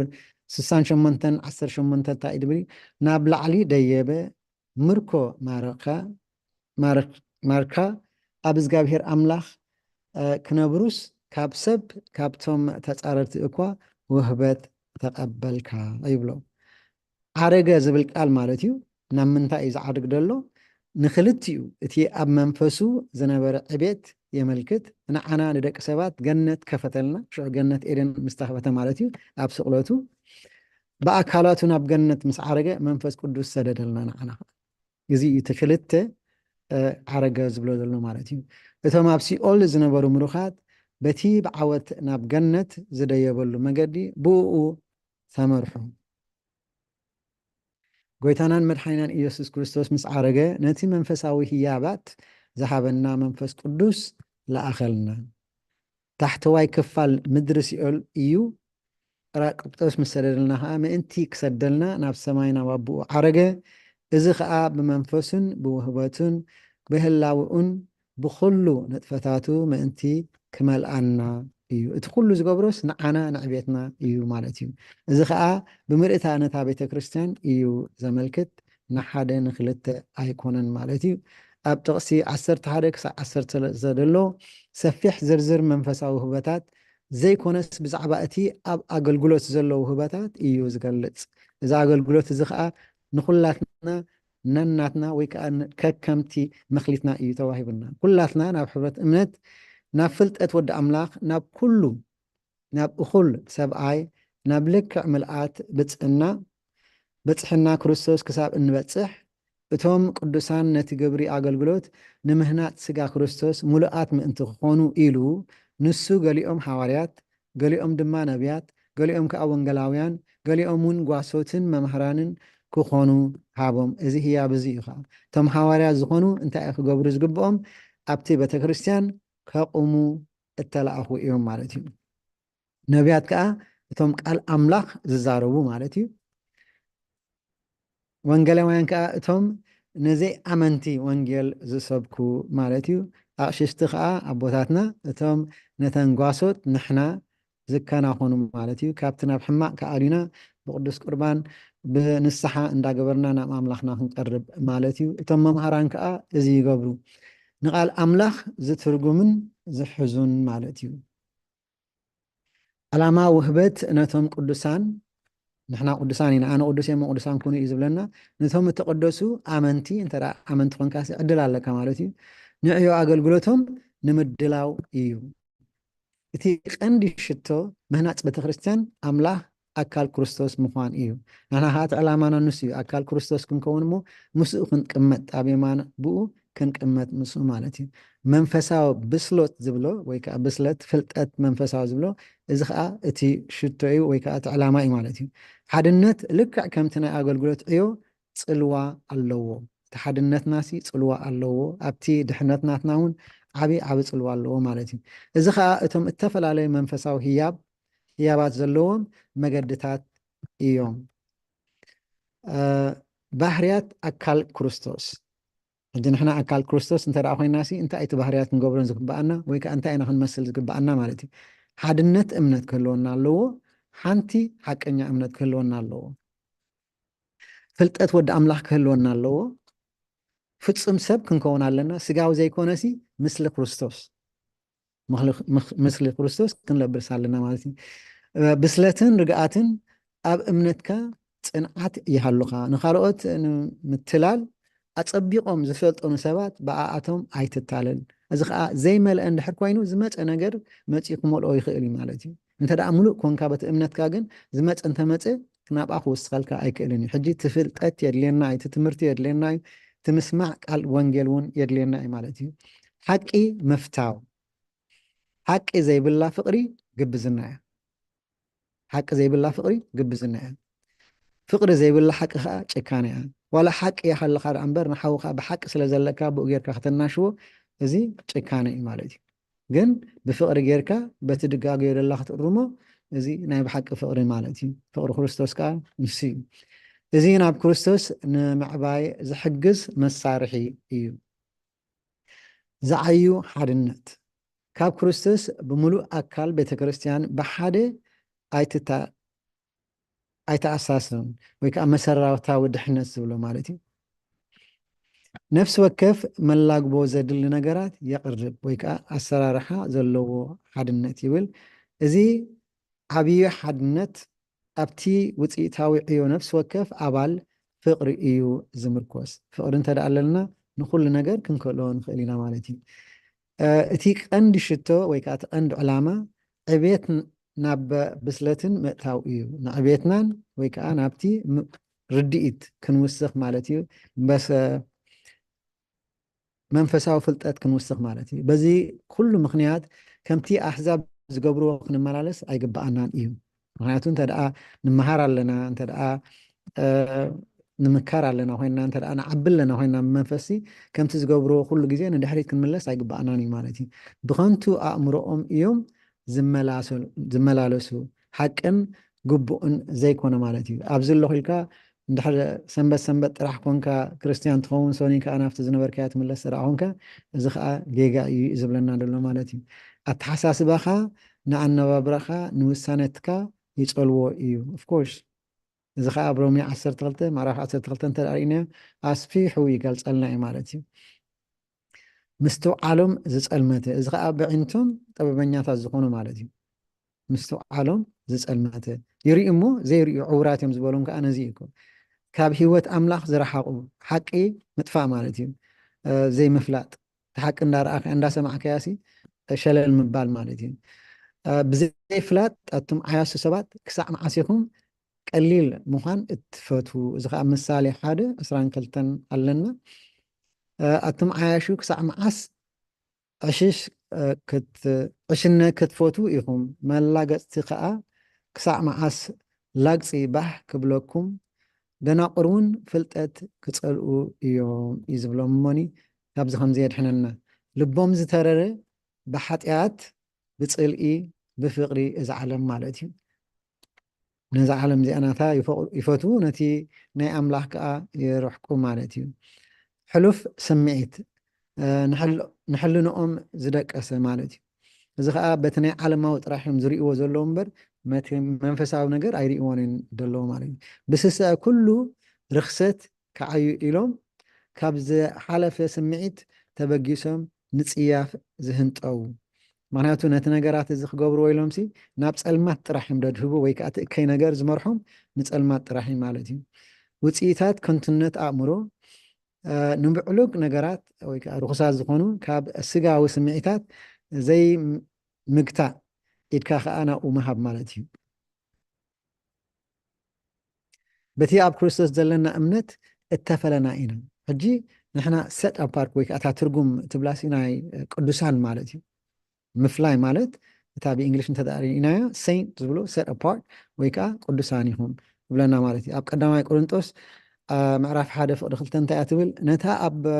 ቆሮንጦስ ዘላ ማሕበር ኣምላኽ ብክርስቶስ ኢየሱስ እተቀደሱ ቅዱሳን ንምዃን እተፀውዑ ንሕና ተፀዊዕና እንድሕር ኮይና እንተደኣ ተቐቢልናዮ ኮይና ቅዱሳን ኢና ማለት እዩ እዚ ከዓ እዩ እቲ ተፈለዩ ዝበለና ንዕኡ ንክንሰምዖን ንሓቂ ብኡ ክንመሃርን ከለና ብቤተ ክርስቲያን ብቅዱሳት መፅሓፍቲ ማለት እዩ ንዕኡ ኢና ነቲ ቅድስና ከዓ ናባና ክሓድር ዝኽእል ማለት እዩ ቅዱስ ማለት ንፍሉይ ዕላማታት ኣምላኽ እተፈለየ ማለት እዩ ቅዱስ ማለት ንፍሉይ ዕላማታት ኣምላኽ እተፈለየ ማለት እዩ መንበር መንፈስ ቅዱስ ክንከውን ዝሓተተና ከዓኒ ወይ ከዓ ዝፈለየና እዚ እዩ ነቲ ኣረጊት ሰብነትና ናይ ቀደም ኣካልና ማለት እዩ ክንቅይሮ ኣለና እንተደኣ ደይቀይርናዮ ግን ኣብኡ ኢና ክንነብር ማለት እዩ ብልሽውን ብዘይታልል ህርፋንን ዝምራሕ ዝነበረ ሂወትና ከንኣልዮ ይግባአና እቲ ለውጢ ካብ ምሕዳስ ኣእምሮ እዩ ዝጅምር ማለት እዩ መታንያ ይብሎ change of heart እዚኣ 23 ደላ ማለት እዩ በቲ ናይ ኣእምሮኦም መንፈስ ክትሕደሱ እሞ በቲ ናይ ኣእምሮኹም መንፈስ ክትሕደሱ እሞ እቲ ብናይ ሓቂ ፅድቅን ቅድስናን ብመልክዕ ኣምላኽ እተፈጥረ ሓድሽ ሰብ ልበሱ ሓድሽ ሂወት ክህልወና ማለት እዩ ናብ ክርስቶስ ምስ ለገብና ሓድሽ ሂወት ይህልወና ብኡ ከዓ ክንነብር ክንፀውራ ኣለና ነቲ ኣብ ጥምቀት ብኣምላኽ እተፈጥረ ሓድሽ ሂወት ኣብ ወፃኢ ማለት እዩ ብናይ ሓቂ ፅድቅን ውሽጣዊ ዘለና ቅዱስናን ክንለብሶ ኣለና ወይ ከዓ ክንለብሶ ይግባአና ሓደ ኣካል ስለ ዝኾንና ሓሶት ከነርሕቕ ብሓቂ ክንዛረብን ኣለና ክንጉዳእ ከለና እዚ ከዓ ዘይተርፍ እዩ ሰብ ስለ ዝኾንና ሰብ ይሕርቀና ንሕና እውን ሰባት ንሕርቕ ቁጣዓና ክንገልፅ ንኽእል እኳ እንተኾንና ከይሓጣና ክንገብሮ ይግባአና ቁጣዓ ንርክብና ከበላሽዎ ስለ ዝኽእል ማለት እዩ እንታይ ይብለና 26 ኮርዩ ሓጢኣት ከዓ ኣይትግበሩ ኣብቲ ኩራኹም ፀሓይ ኣዕረብኩም ምክንያቱ ኣብቲ ኩራና ፀሓይ እንተደኣ ዓሪብና ነቲ መንፈስ ቅዱስ ኣውፂእናሲ ትነሕድሮ ዘለና ናይ ካልእ ርኩስ መንፈስ ማለት እዩ ክብሪ ከለና ማሕደር መንፈስ ቅዱስ ዘይኮናስ መንፈስ እንተደኣ ኩራ ኣለና እንተደኣ ኮሪና ኣለና ማለት እዩ ማሕደር መንፈስ ቅዱስ ዘይኮናስ መንፈስ ርኩስ ኢና ንኸውን እቲ ቅዱስ ምስቲ ርኩስ ርክብ የብሉን ቀልጢፍና ክንተዓረቕ ኣለና ምክንያቱ እቲ ፅልእናሲ ቀልጢፍና ክንገድፎ ኣለና ወይ ከዓ እቲ ኩራናሲ ቀልጢፍና ከነህዶ ኣለና እንተዘይኮይኑ ንዲያብሎስ ቦታ ንህቦ ኣለና ክንሰርቕ ወይ ከነታልል የብልናን እዚ እቲ ምዕዳ ዝህበና ደሎ ንዓና ንዕኦም ዝህቦም ደሎ ማለት እዩ ኣብ ክንድኡስ ለጋሳት ምእንቲ ክንከውን ክንዓይን ክንፃዕርን ኣለና ክንሰርሕ ኣለና ክንልምን ኣለና ንሓድሕድና ክንረጋገም ወይ ከዓ ክንነቃቀፍ የብልናን እዛ ነቐፌታ እዚኣ ትብላ ደላ ኣሉታዊ ዝኾነ ማለት እዩ ምክንያቱ ብነቐፌታሲ ብፅቡቅ ነገር ክመፅእ ይኹን ይኽእል ግን ኣብዚ ኣሉታዊ ዝኾነ ማለት እዩ ሰማዕትኻ ንቅድሚት ብምስጓም ምእንቲ ክረብሑ ግና ነንሕድሕድኩም ብፍርሃት ኣምላኽ ብፍቅርን ተሃናነፁ ወይ ከዓ ተመዓዓዱ ማለት እዩ ክንምርቕ እምበር ክንረግም ስልጣን ኣይተዋሃበናን ኩሉ ግዜ ኣቦታትና ዝብልዋ እዚኣ ክንምርቕ እምበር ክንረግም ንሕና ስልጣን ኣይተዋሃበናን ሉቃስ 6:17 እንታይ ይብል ንዓኻትኩም ንትሰምዑ ግና እብለኩም ኣለኹ ፀላእትኩም ኣፍቅሩ ንዝፀልእኹም ፅቡቅ ግበሩ ንዝረኽምኩም ከዓኒ መርቑ ምእንቲ እቶም ዝፀርፍኹም ፀልዩ ሕጂ እዚ እዩ ስልጣን ተዋሂብና ዳ እምበር ንዝፀረፍካ ትፀርፎ ንድሓረምካ ተሃርሞ ዝበሃል የለን ከምቲ ኣብዚ ላዕሊ እተገለፀ ዝኣመሰለ ሓጢኣት ንመንፈስ ቅዱስ የጉህዮ እዩ ኣብቶም ኣብዚ ዝነበሩ ሰባት ውፍያት ወይ ከዓ ውሉፋት ናይ ፅልእ ዘለዎም ማለት እዩ ውፅኢታቱ መገዲ ምዕያይ ኣይክቕፅልን እዩ ምክንያቱ ክቋረፅ ኣለዎ ምሕታም መንፈስ ቅዱስ ወይ ከዓ ማሕተም ዝተገበረሉ ናይ መወዳእታ ድሕነት ዘረጋግፅ ብርቱዕ መርትዖ እዩ ብኣ እንተ ደኣ ተሓቲምና ናይ ብሓቂ ምስኡ ኣለና ማለት እዩ ንመንፈስ ቅዱስ እንተ ኣሕዚናዮ እቲ መረጋገፂ ድሕነትና ክጠፍእ እዩ ምክንያቱ ኣብ ማሪቆስ 3:29 እንታይ ይብልና እቲ ንመንፈስ ቅዱስ ዝፀረፈ ግና ሓጢኣቱ ንዘለኣለም ይኹንኖ እምበር ንዘለኣለም ድሕነት ከም ዘይረክብ ብሓቂ እብለኩም ኣለኹ እዩ ዝብለና ሕጂ ክንጥንቀቕ ይግባአና ነቲ ዝተዋሃበናሲ ብሓቂ ብክብሪ ክንሕዞ ኣለና ምሕረት ወይ ከዓ ምቕዝምዛም ምረት ወይ ከዓ ምቕዝምዛም ከነወግድ ኣለና እተዓብለለ ቁጣዓ ማለት እዩ ወይ ከዓ ኣብ ውሽጥናሲ ከምዚ ፅልእ ዘለዎ ነገራት ክስማዓና የብሉን ኣተሓሳስባና ክቅየር ኣለዎ when you change the way you look at things the things you look at change ዝብልሲ ብዛዕባ እቲ ነገራት ዝኾነ ነገር ዘሕርቀካ ዘሎ ነገራት ቀይርካ እንተ ደኣ ርኢኻዮሲ እቲ ረኣያኻ ብዛዕባኡ እውን ክቅየር ይኽእል እዩ እዚ ኣብ ሰባት ክኸውን ይኽእል እዩ ሓደ ዝበደለካ ሰብ ኣከንዲ ከምዚ ርጉም ሸይጣን ናይ ሸይጣን ሰብ ኢልካ እንተ ደኣ ትሪኦ ኮንካ ቅይር ኣቢልካ ግን እዚ ወዲ ኣምላኽ እዩ ተጋጊ እዩ ዓወይ እዩ ኣካል ክርስቶስ እዩ ኣነ ከዓ ከምኡ ኢልካ እንተ ደኣ ተሓስብ ኮንካ እቲ ሕማቅ ነገራት ናቱ ኣይረኣይካን ተቀያይረኻ እቲ ረኣያኻ ትቅይር ኣለካ ሞኒ ሕጂ ከም ካልእ ኮይኑ ንዓኻ ይሕግዘካ ማለት እዩ ሕርቃን ጉጉይ መግለፂ ቁጣዓ እዩ እከይ ምዝራብ ከዓ ወይ ሕሜት ሕርቃን ገለ መግለፂ ክኸውን ይኽእል እዩ ተንኮል ውዲት እትኣልሞ ሕርቃን እዩ ምክንያቱ እቲ ተንኮል ትገብሮሲ ካብቲ ሕርቃን ዝተበገሰ እዩ እዚ ከዓ ከነወግዶ ይግባአና ኣብ 4:31 እንታይ ዝብለና ብዘሎ መሪርን ነድርን ኩራን ታዕታዕን ፀርፍን ምስ ኩሉ ክፍኣት ዘበለ ካባሃትኩም ይርሓቅ እዚ ከዓ ክነርሕቆ ይግባአና ማለት እዩ ኣብ ክንድኡስ ለዋሃትን ንሓድሕድና እንተሓላለኽ ክንከውን ከምኡ እውን ከምቲ ጎይታናን መድሓኒና ኢየሱስ ክርስቶስ ዝበለና ምሳና ይቕሬታ ክንበሃል እዩ ዝግባአና ይቕረ በሃልቲ ክንከውን ኣለና ይብለና ማለት እዩ ክብርን ምስጋናን እግዚአብሔር ኣምላኽና ይኹን ፀኒልኩም ስለሰማዕኩም ከዓ ኣብቲ እትገብሮ ጸሎት እግዚአብሔር ፀኒሉ ይስማዕኩም ከበይ ምርጌታ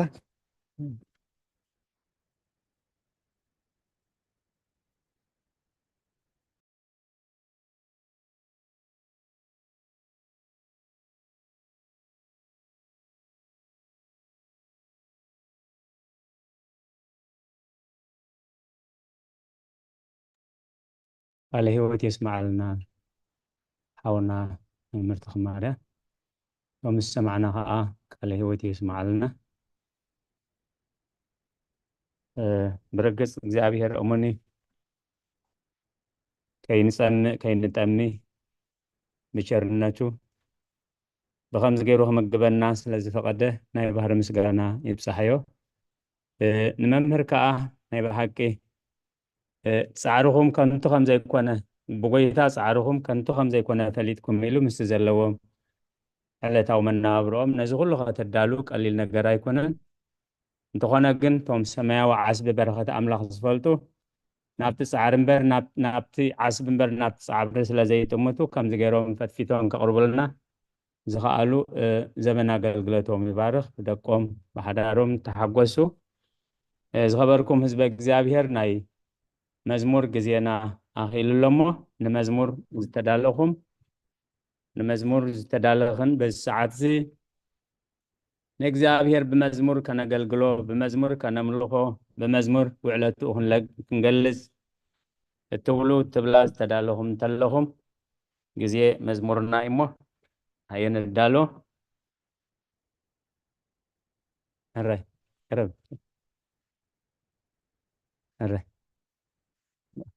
حراي كبر مسجانا نعيخون لومي عبز حلف ورحي خلط ورحي خون أونلاينن ببرسونال نامسو ساتف ولو نزقل قلوتنا نلومها أدينا جنتين مزمور كقربالنا ندينا جنت نبرخات زخاون مزمور أو عندبتن كنبر نحن خابت مزمور كنبارخ نا እግዚአብሔር ቅዱስ ፈቃድ ይሆነልና ክብሪ ምስጋና ንዑ ይኹን ብ ኣብዝም ትከታተሉና ዘለኹም ብኣካል ከዓ እግዚኣብሔር ይመስገን ብኣካል መፅኦም ነዚ ጉባኤና ዝሳተፉ ኣለዉ ካብቶም ብኣካል ዝሳተፉ ሎሚ መዝሙር ኣዴና ገነት ሰተበይ ቀሽ ተስፎም እዮም ክቕርባልና ኣውደ ምህረት ነዴና ገነት አሜን ቃለ ሕይወት ይስማዓልና አቦናዬ ከሙድማ መምህር ተክሉ ቃለ ሕይወት ይስማዓልና بحقن أملاك نمسكن سل كل ነገር አገልግሎትኩም ይባረክ ታድ ዝምራ መዝሙር ኪዱ ነገሩ ኣብ ኩሉ ዓለም ተንሲኡ ኣብዚ የለን መድኃኒ ዓለም ትብል መዝሙር ክዝምርያ ብጸሎትኩም ደግፉን ኢኹም ኪዱ ነገሩ ኩሉ ዓለም ተንሲኡ ኣብዚ የለን መድኃኒ ዓለም موتون زي سعروه أو كويتا بموتون مروحنا تنسيو فتحولنا نتنسعي كويتا كتالي موت بموسقو قتلولنا سنسلتنا نسولوتونا بقنا موت عود كامو بسحمك حساب يالو مسكال كنا سمو والتانا قويننا لو نعونا مسكنو كيدون الجرو كل عالم تنسيو نفسي يلن مدعني عالم موت وانزي سعروه يا قويتا بموتون مقوحنا تنسيو فتحولنا نعيد السعيقوتا أساقرنا نزل عالم مكابر موت جرحي دقمسي أحيسنا نفي حيال عصير كايخا بزيك بتاع نعبيتك سعير كاي خموناتنا قويتا كبير بإيدتا كيدو نقرو كل عالم تنسيو نفسي يلن مدهاني عالم موتون زي سعرو هي قويتا بموتون مقوحنا تنسيو فتيحولنا نايتنساي قويتا موت زين ننمقلو خمسكاكتا قويتنتكا كنورينا توعلتكا تتويسي برهانا ويتقير ماخا تشبرا تنوت ونسلائقا دنتيو سرحكا يدون قرو كل عالم تنسيو نفسي يلن مدحاني عالم موت وانزي سعروه هي وقوتا بموتون مقوحنا تنسيو فتحولنا نايتنساي قويتا مسكرولو بسرعتي وعابسينا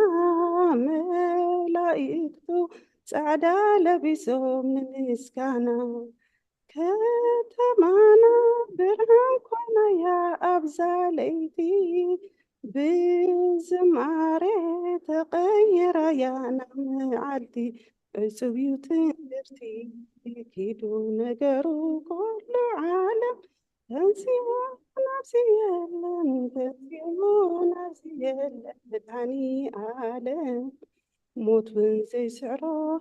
يا قوتا بموتون مقوحنا تنسيو فتحولنا نايتساي قويتا موت زادت من المعلو بزيكاخا قويتنتكا كنورينا توعلتكا تتويسي برهانا يتقر ماخا تشبرا تناوت ونسلائقا دنك يسرحا كيدو نقرو كل عالم ተንሲኡ ነፍሲ የለን ተንሲኡ ነፍሲ የለን መድኃኒ ዓለም ሞቱን ዘይስዕሮ ሕያው ጎይታ ብምሙቁሕና ተንሲኡ ፈቲሑና ናይ ትንሣኤ ጎይታ አሜን። ስለ መዝሙሩ ዝኸበረን ዝተመስገነን ይኹን።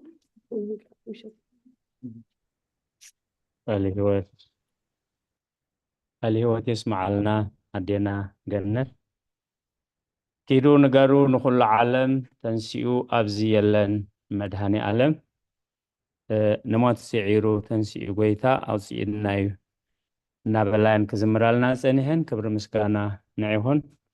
كم تخنقاتاتو لسان احنا نوحيو لتا تدقاق جمز نبرتكن كيدو نجارو نخل عالم تنسيو أبزي يلن مدهني عالم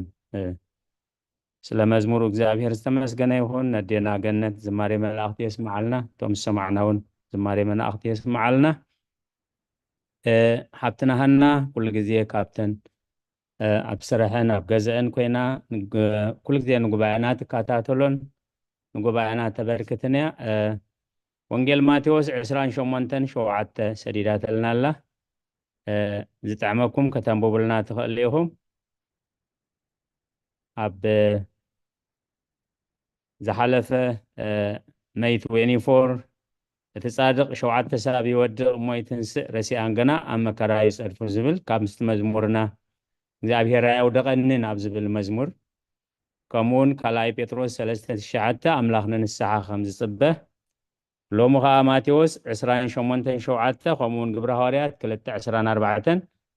سديدات لنا الله هنا حبتنا سلازي تعماكم نزغة ببولنا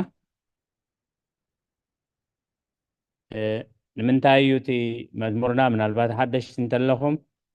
ኩሉ ግዜ እቲ ንዝምሮ መዝሙርና እንታይ ንብል ኣለና ክንፈልጦ። ካልኣይ ምንጭ ናይ መዝሙርና ካበይ እዩ? ኩሉ መዝሙርና ውዳሴና ቅዳሴና ስብሓታትና መበገሲኡ ምንጩ መጽሓፍ ቅዱስ ቃል እግዚአብሔር እዩ። ኣብ መጽሓፍ ቅዱስ መሰረት ዘይብሉ ወይ ከዓ አንጻር መጽሓፍ ቅዱስ ዘበለ ኩሉ ናይ ቤተ ክርስቲያን ኣይኮነን። ቅዱሳን ኣቦታት ከምኡ እዮም ሰሪዖም። ስለዚህ ነቲ ንዝምሮ መዝሙር ምንጩ ካበይ እዩ ንፈልጥ እሞ ዳታ ሳልሳይ ከዓ እዚ መዝሙር ንዓይ እንታይ ኢሎም እዚ መዝሙር ንዓይ እንታይ እዩ? ብኸመይ ይባርኸኒ፣ ብኸመይ ተስፋ ይህበኒ፣ ብኸመይ ግስፀኒ፣ ብኸመይ ንበረኸት ኮነኒ ኢና ንሪኦ እሞ ማቴዎስ 28:7 ዝተዳለኹም እንተሊኹም ተንብቡልና። ربنا أنا خم ببخلي አራይ ሳሙኤል ሃውና ዲያቆን ሳሙኤል ماتيوس 28:7 قلتيف كندا أخي دامو كموتات كم يسمعنا له اندهر يسمعنا له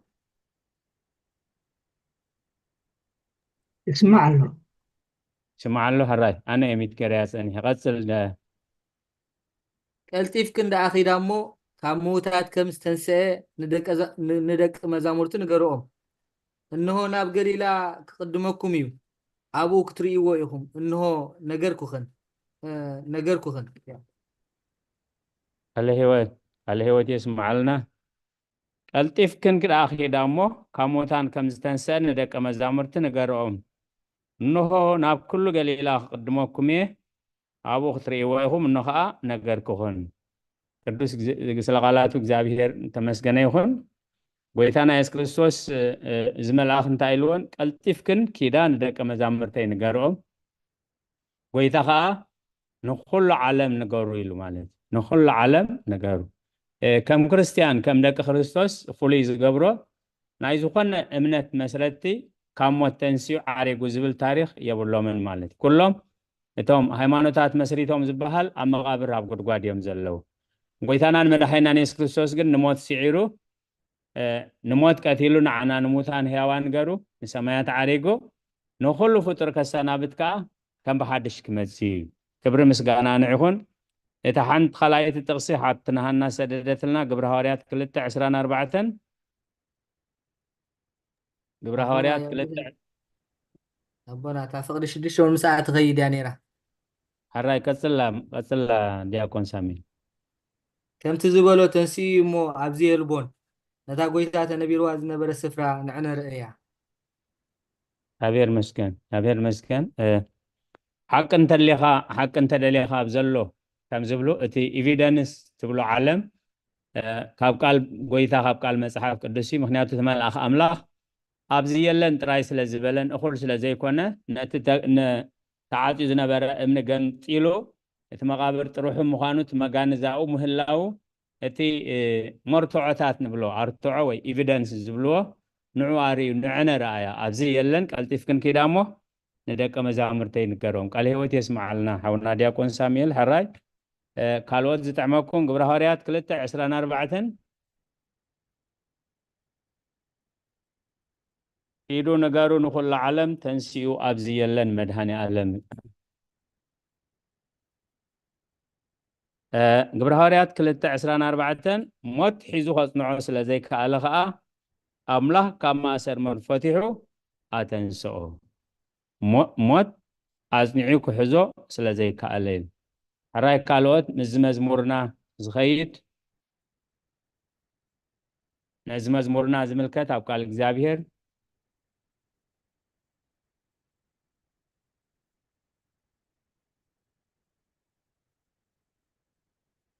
حراي سلغالات إكزابير استمسكنا يخون دقيما نحاونا مرتخم مريم قال هو تسمع لنا قروم زغنا مدلاو غيرو مغربو ملنا እግዚአብሔር ክብር ምስጋና ይሁን ስለዚህ ካብተን ሰማዕ ዘናህና ግባሩን አይትግባሩን ዝብል ንጹር ዝኾነ መልእኽታት ምስ መግለጺውን ምስ ሰዓብየናቱን ምናልባት ተጋደሉ ንዕበ ሓድሽ ሰብ ልበሱ ተዛረቡ ኮርዩ እናበለ ካብቶም ግባሩ ዝብሉ ካብቶም አይትግባሩ ዝብሉ ቀዳማይ ተጠቂሳ ዘላብዚ نحاسوت نيو بلوه مخنياتو اسمها حاسد رئيس أمسا حاسوت ناي كل من جتات مسارت حتياتي نديابلوس كا أبو حاسوت تيو كزارب كله خبروسو نتعامسا خبروسي إزاو سويلو مو كامتي ممرتخم مريم أسفيحون قلت لنا سنحو أبز معرف ذي إذن تماهيرة إذن تردية إذن استنتينة ويكا إذا أي تردد أن نبلو نتلو تجزينا يجوب أيمو جزينا نتقملو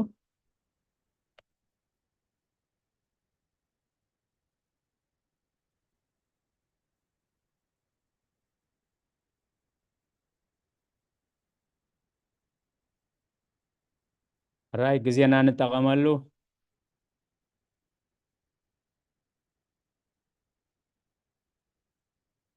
እግዚአብሔር መስገን ቶም ኣብ ዞም ዘለና ኣዚና ውሕዳትና ግን ክብሪ ምስጋና ንዕይኹን ኣዚና ውሒድና ኢልና ተስፋ ከይንቆርፅ ጎይታ እታ መለክዒ ዝተሓተት መለክዒ ክልተ ገይርዋ ኣሎ ክልተ ወይ ሰለስተ ኢሉ ማለት እዩ ንሕና ግን ካብ ክልተን ሰለስተን ንበዝሕ ኢና ክብሪ ምስጋና ንዕይኹን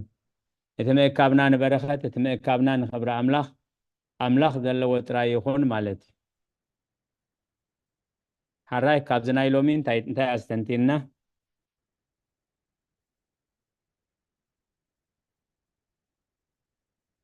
حواري قدس باولوس انتايز بزدلو دقيم أنا أسر بغويتاي أنا أسر بغويتا انتاي مالتي أسر بغويتا زتا أسر مالت انتاي يخبل داري حواري قدس باولوس كابزاينا نجمر من البات اتوم ممر تخلو مجلس خقربو خلو زحلف الناس سبات تملشنا كنسمعو تملشنا خريو نخلينا مالت أنا أسر أبغيتا نتستوعهم لسوع بقعات كينكم كتمالالسو معدكم علهم أنا أسر بغيتاي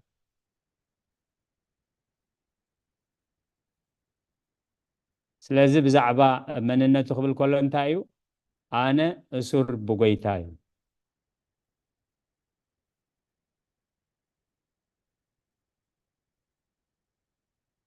بحافشا أسر بغيتا قبل ممراس في حنقليس أملنا يوم حواري قدس باولوس أسر بغيتا قبل كله أب غلاتيا عند حد ذكرنا يوم معراف شدوشة أنا بعلم موتي علم كأباي موتي أي أنا بعلم موتي علم كأباي موتي أنا أسر بقويتا مالت كابت فقاد قويتا كيوز كابتي مجد قويتا كيوز كابت علامة قويتا كيوز منتي زوان سونكو سيبيي عزيز وسنا له مخنيات كا أبل حسيف أنت دحر هركا نرئيس خائز قدك زبل كبيد أملاها ومتنقطات وهي بوي تساقوا قخلو مالك أب بالحسيف أنت رجزكا نع خائز قدك هاي سلازخا هواري قدس باولوس عالم بأي موتيا نسخا منيخا انتاي كقبركا تدللوخا إلو مسحاتتو أنا اتنسخا تسوقو زلخا كريستوسيه نتا انتاي كقبر تدلي تبالكالكا نعاي بمئمان دحنات كرهبو مس قدسان رستخ ماغولو كاب سلمات نابرهان كابير سيطان نابك زابير نخملسو أعين تدبونو أم كتكفتلو من الأخا كاللوخ مستبهله نعاي حرياق حاقا مستبهله دخامو سلازفلت حاتياتو سلازفلت أبدم قويتو أبدم قويتا أبدم استيفانو ستساتفة سموخانو سلازفلت آنس انتم كوانتون قبل قاك في السمزراء يونسي انتم زي فلتنون اتساقوا قندابو اليوم زي فلتنمو بخالوت نصوحات سبات غير كال أوكو من الاختيلو حساب كم زغدبة قويتاقن أبكر مدك إسرائيل أبكر ما حزاب النقستاتن نعاي سميك تصور حرياق حائقا مو كيد أب كله اتتخدو بزراء خيان بسمع خيان أنا مسا خيان أخاب كلهم كأخنا قفكاي سلازي هواري قدس باولوس بجكا قويتايل بجكا قويتا كالي داقيمو كزارب كله انت عايز بلاب قلاتي أزرعنايو نساب كحقوس دالين اندازي دالسي باريا خريستوس ويا قلقال كريستوس أي مخون كنيل مخنياتو نخلق تقويتا كأزاز نزخيل ولا حد يلن اتي شجر ناي زبنا خاصي مالت مس فنفساويان منفساويان كنكون دالي مس علماويان كنكون دالي مس هابتامات كنكون دالي مس طببنياتات كنكون دالي مس مهورات كنكون دالي مبهاج ممناي حاتيات مالت هيكونن جن نخلتا قويتات كقلقل زخيل يلن سلازيو أنا أسر بقويتايلو سلغالاتو እግዚአብሔር ዝተመስገነ ይሁን አራይ ካብቲ ዘስተንተናዮ ናይ ጉባኤት ጊዜ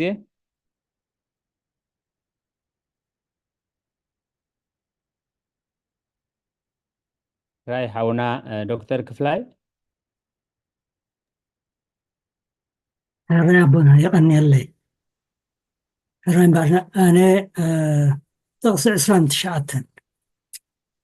أبير مشكلة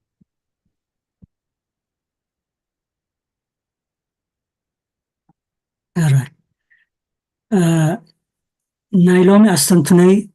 أبتقص 29 استمركز غينو بتا زيتك أمزرباس كاب أفكم أيوسا اتبل ملأختو جمر ترجم نايزي زيتك أمزرباس كاب أفكم أيوسا زبل مخري نعنا عبيتس يترف نقول عتون انتخانة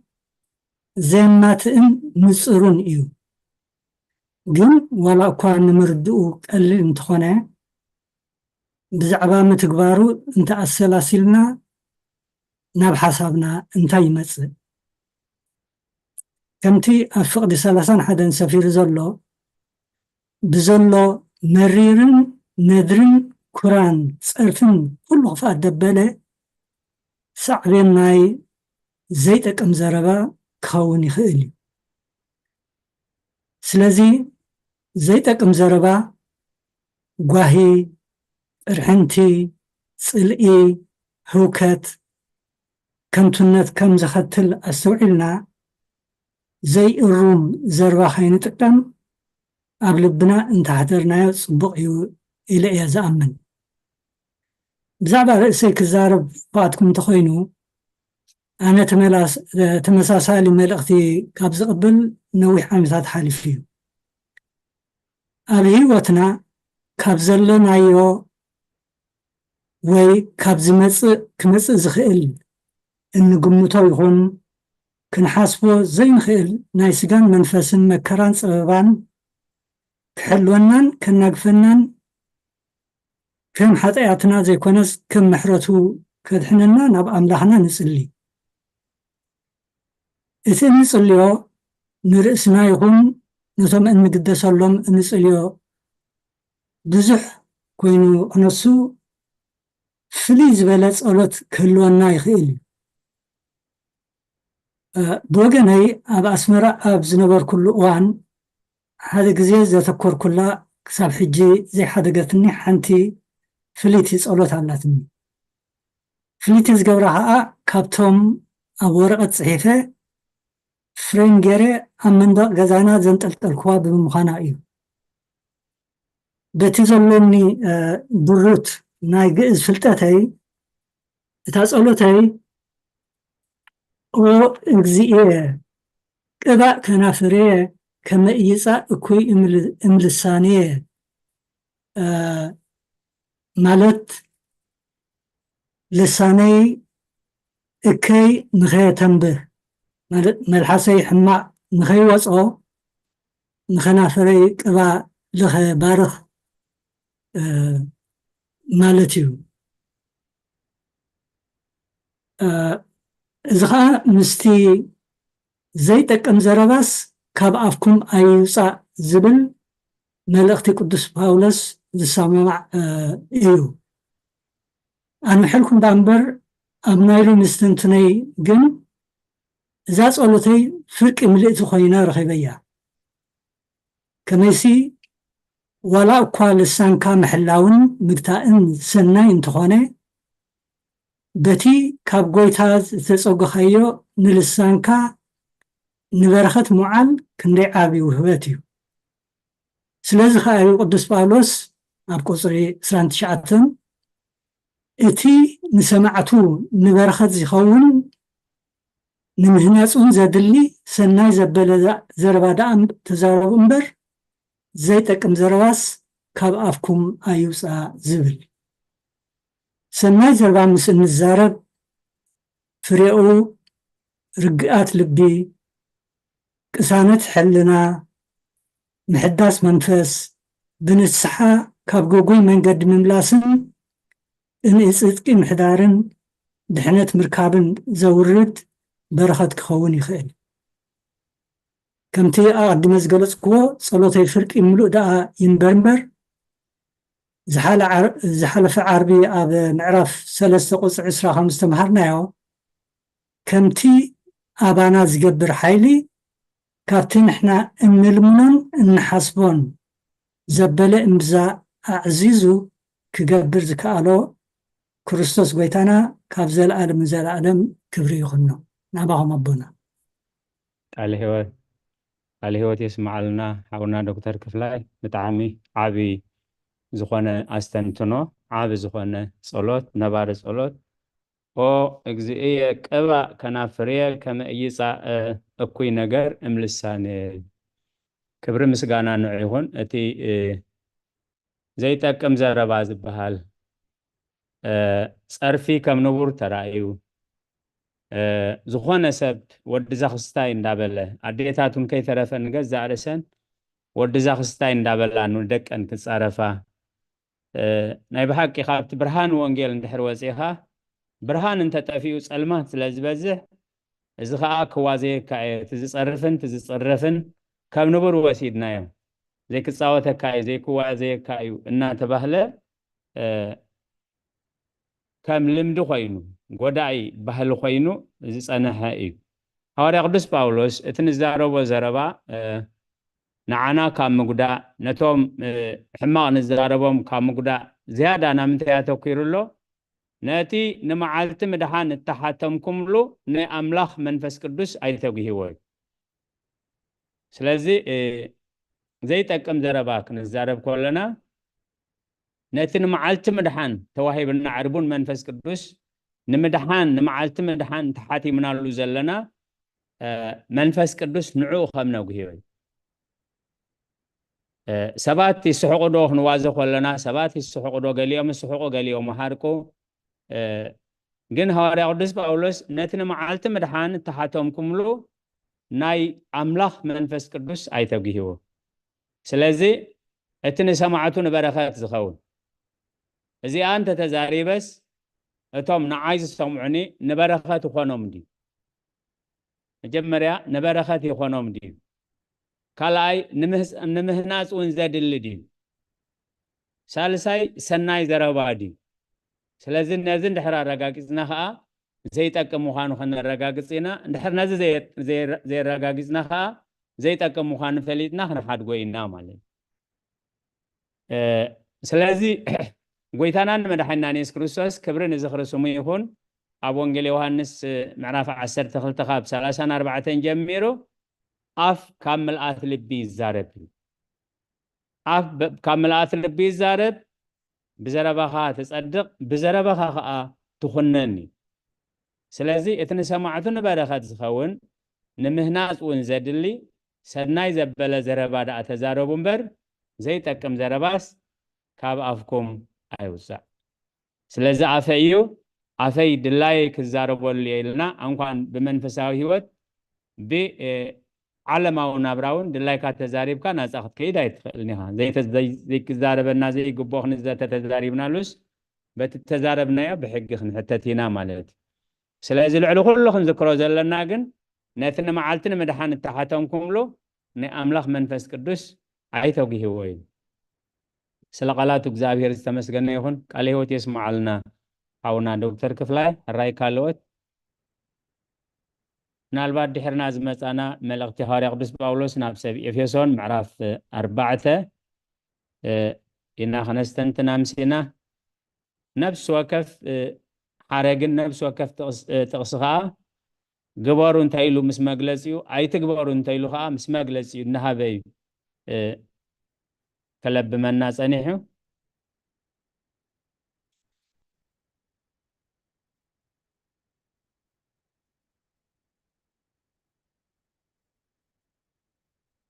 الرأي كابز معراف زي كابز نايلو مشت إذا أستنتينه إذا تردي ويزي أي تردى أن النبلون تلي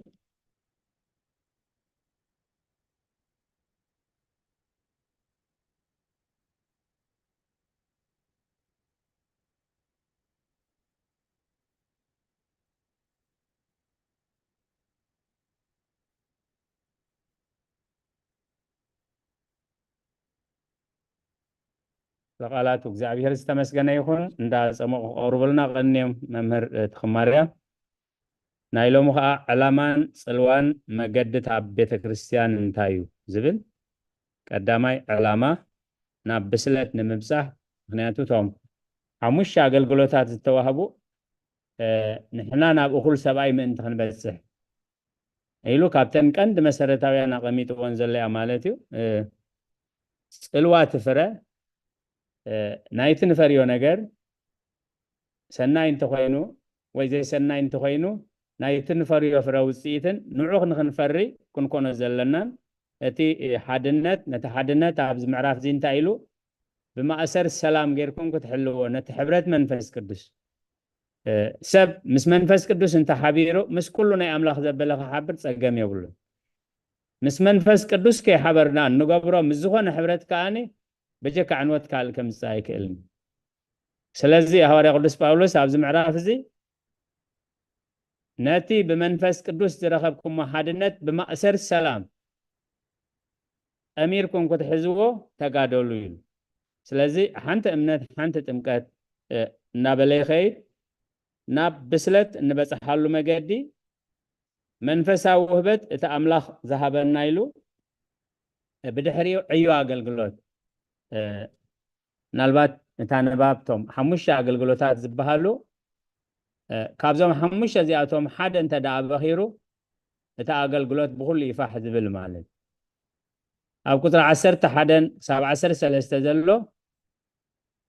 كلاتنا ناب حبرت امنت ناب فلتت ود املاخ ناب اخل سباي ناب لكع ملات بصحنا كريستوس كسع نبصح اتوم قدسان نتقبر اقلقلوت نمهنا اسقا كريستوس ملات من انت خونيلو نسو قال يوم هواريات قال يوم نبيات قال يوم وانجيلاويان قال يوم قاسوت قال يوم ممهران كخونو هذا إل سلازي نزع بيت زنده زي تردينا ويكا إذا عبيت زي خامنتاي خلنا قفلنا زخيل إلو كابت بمتبار سبن نمفحس حتى زخون تنقلن زمسنا ناي تمرت كله نفاس نيو نجو إن نخب كابن قالوا عم انت خين خون سلازيتك قال أملاخ انت يزبل قانونا دوغما بيت خريستيان اتقنو انتا يزبل ابوتات سرعو ازن تحرف ليدنا السبات زبولي يبولو ما راح اليوم ترى سبات ابانا زفترو صلوا يبلون بتخكل نتحق اندحر زي فليدنا يغن نفس وكف اميديا مسيز تزاربه لو خمس تباهيلو مخنياتو حق دي حسوت النلل يلو مساني بصحنا يبصحنا مالت سلازا قطر 15 بفقرينا حق الناس عبنا نابتر اسزخونا كريستوس نعبي ابلع علنتا يلزلو ناب حبرت امنا نافلتت ودا املاخ ناب اخل سباي ناب لكع بصحنا كريستوس يلو نيرو ابدا حرخا نابتر اسزخونا كريستوس نعبي سلقالات እግዚአብሔር ዝተመስገነ ይሁን حراي كابزناي لومي غزيناي غبايو حساب ملكت تقبروا لي حساب زقل الزلخو كابزناي لومي زستنتنايو استردانايو ويا أنبيبنا كن ردو دلينا مردا زابينا انت دا أهليو خي حلفنا يخلنا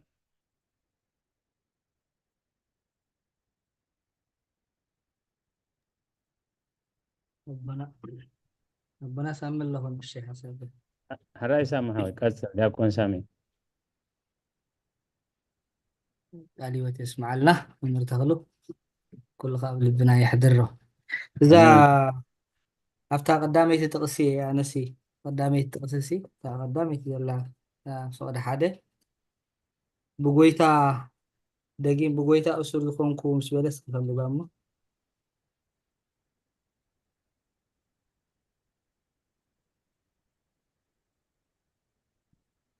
كسر يكون سامي دقيم بقويتا دقيم أنا بقويتا أسر بقويتا نتسوعكم لصوع بقعات كينكم كتمالسس أمعدكم اللهو أجي تسوعنا يصوعي እግዚአብሔር ሲ ንምንታይ ኢና ተጸውዕና እግዚአብሔር ዓላማ መፍጣርና ሲ ፈጥረና خلص ንምንታይ ይፈጢርና ከም ትብቲ ኤፌሶን ምዕራፍ 2 ዝሓለፈ ከም ዝተማሃርናዮ 2:10 ዘሎ ሰናይ ግብሪ ክንገብር ብክርስቶስ ኢየሱስ ተፈጠርና ሰባት ኢና ማለት እጂ እግዚአብሔር ክፈጥረና ከሎ ሓደ ዕላማ ኣሎ ሓደ ሚሽን ዝሃበና ኣሎ ማለት እዩ ንሱ ከዓ ነቲ ሚሽን ክንገብሮ እንድሕርኬና ከዓ ፍረ መንፈስ ቅዱስ ከዓ ክህልወና ኣሎ ግዚኣ ኩላ እዛ ክንመሃራ ፀንሓና ብዝተረዳእኩ ኣነ ፍረ ክህልወና ክንነብረሉ ትዘድሊ ክንገብሮ እቲ ዘይድሊ ከዓ ክንዓልዩ ኩራ ፀርፊ ዘይድሊ ኩሉ ክንዓልዮ ከምቲ ክርስቶስ ኣብነትና ዝኾነ ኣብታ ፈቅዲ 2 ብትሕትና ክንነብር ትሕትና ብዝዋነ እዚ ኣዝዩ ሽግርኒ ኮይኑ ዘሎ ኣብነትና ክርስቶስ ከም ዝኾነ ንሱ ትሕት ከም ዝበለ እቲ ኣብ ዝሓለፈ ብታፍኖተ ህይወት ከም ዝተማሃርናዮ ሓደ ሰብሲ ትሕትና ከጥር እንድሕር ኮይኑስ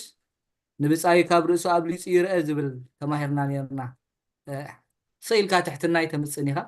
ስለዚ ንሕና ከዓ እዚ ትሕትና ዝክንነብሮ እሱ መን ኮይኑ ወይ ንሳ መን ኮይና ኢልና ክንዛረብ ደይኮነስ ንሱ ካባ ይበልፅ ኣነ ዳ እሞ እናበልና እቲ ትሕትና ክንነብረሉ ከምቲ ኣብነትና ዝኾነ ክርስቶስ ቁርብ ተይስተያቢለ ማለት ያስተንቲነ እቲ ለውሃት ከዓ ለውሃት ክንከውን ተደናገፅቲ ክንከውን እቲ ፍረ መንፈስ ቅዱስ ክንፈርየሉ ከም ዘለና ኮታስ እዛ ምዕራፍ እዚኣ ኣብ ምንባር ክንነብር ከም ዘለና ክንነብረሉ ከም ዘለና እቲ ክርስትና ኢና ተማሂርና እሞ ቃል ህይወት የስማዓልና ስለዝተዋሃበና ዕድልካ የመስገን ኣቦና امين امين ቃል ህይወት የስማዓልና ሓውና ዲያቆን ሳሙኤል عب نجاري نتتسوعنا للصوعة خنا للي نتسوعنا للصوعة بقعات كنا نركب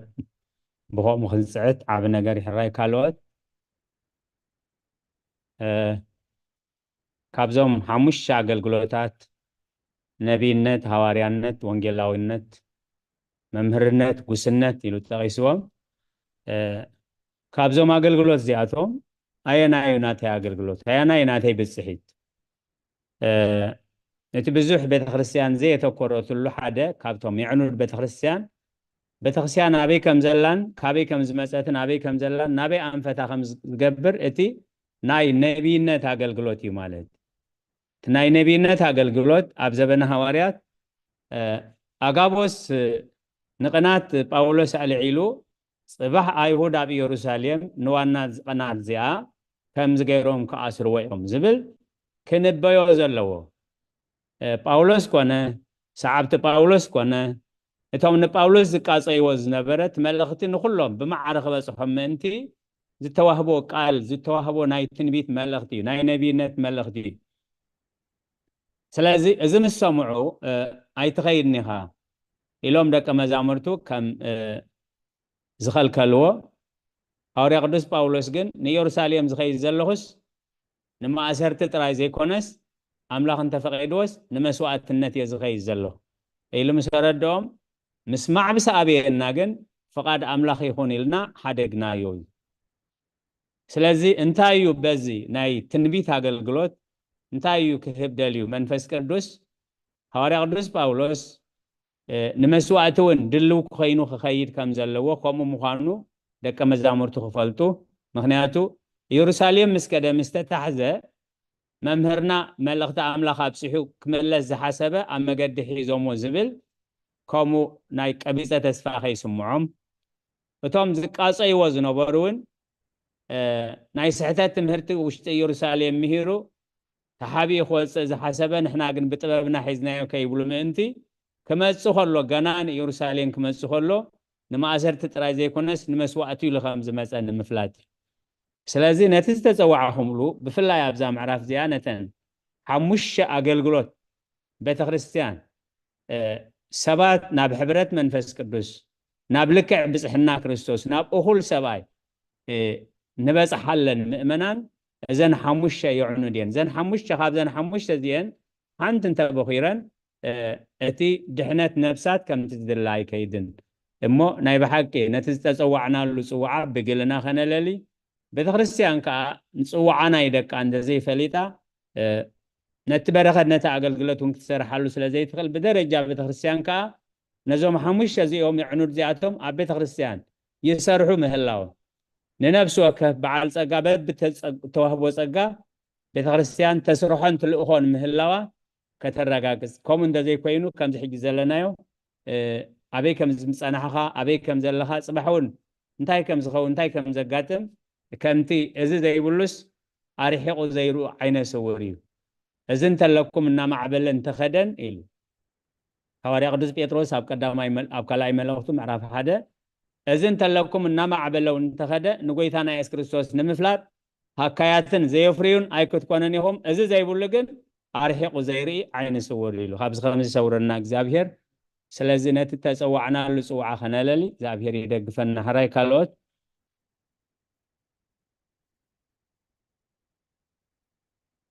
هراي ببقلنا نتن قبرو اي تقبرو زبلا زلوا قزي قرنا دقيمنا نوصاين مو قبرو خبل كله سلمنتاي اي تقبرو انتايلو سلمنتاي نابنت ابتا ممر حاونا دكتور كفلاي زستنتنوا اتنسا معتون بارخت زخون ككم زدلي زهنز كهنز زخيل سناي زربا دا تزارون بر زي تقم زرباس كاب افكم ايصا مسبله ات مخنيات كغلص كله انتايو نتن معالت مدحان زتحاتمكم له منفس قدس ايتوغي هوي كبرن زخر سمي يكون حراي زستنتنا يخاب زمعراف زي وكي كم زحلفنايو ويون زي ابز معراف زي تردانا نغر تلي قرب دقائق قالوانا دحر زستنتنا يو ويحطون دا زي بلنا أبونا بملاك السلام قال معدان غيرهم بصلوت كعسولنا نبونا نباو دم هرت بخبري عدن هراي دكتور هتقرب يها هراي أبونا نعيش دقيق حاونا دكتور جديون أما أخلنا لهم حنت حطوا الله النبلالو نحاونا دكتور جديون They can hear you. سمعنا طبعا انتم ما تسمعنا سوري Alright, thank you. يعني اللي يسمع الله أنا أبتع قبل 10 حادث قبل 10 سلسلة زلواسي اتهم قدسان اتجبر أجلوت المهنات سجا كريستوس ملاءات من أنتي كونوا إلو نسو قالي حواريات قالي دما نبيات قالي كأوين قلاوين قالي قواسوت المهاران كونوا حابة أعتبد حجي اتزهب عبزي بنتصر تتقيسوا له نسو خم زهب ينقرنا له حجي تيوم زوحاب ودما كمي مخانم وردي نجيرنا له السو خم زهابو من فلت قالوا ملكتات كعلو له مخنياتو في اللعب زوان بوزحت سبات بعلاتهم بقسي لهم أنا نبياتي أنا حواري أنا خمزي لهم يتقسيهم حجي نيبا حكي ناتو مخانو ني أملاخ مخانو مخنياتو ناتو السو يزهب يزلزل لو بعلنا يكونن نفلت قالوا ملكتات سألوا له تقسكم نيركم بتخريستيان بتي كم أجل جلوتري أشت جبريها الزبل حجي مسؤول نشتيات حزابي لكم سين إحنا عنفلت قالوا نخذ على متسئلوا أنا نبياتي خلنا خلصي بمنتهى جباب وي بخمي تسوع أملاخ مخانو وي كأنا أملاخ كبقات مخانس بمنتهى نفلت thank you هل هو تسمع لنا ناي حاونا دكتور جديون حتى خلنا نسمع سنحنا أتي وهبت ذهب እግዚአብሔር ዝተፋላለየ وهبت كعيهب نت وهبت ግን بقلنا يكون بدرجة بتخسيانسي كم يقرنا نلليو ጸጋና كم يقرنا نللي وهبتنا كم يقرنا نللي ምክንያቱ እተን 4 ነጥብታት ዝበሃላ ብዙሕ ግዜ ቦታ ዝተቕስወን ጸጋኻ ምልላይ በቲ ዝተዋህበካ ጸጋ ዕጉብ ምዃን ጸጋኻ ምዕቃብ ጸጋኻ ምምሕልላፍ ዝብላ ኣለዋና ማለት ስለዚ ጸጋ ብግልና ይኹን ብደረጃ በተኽስያን ጸጋና ከነለልዮ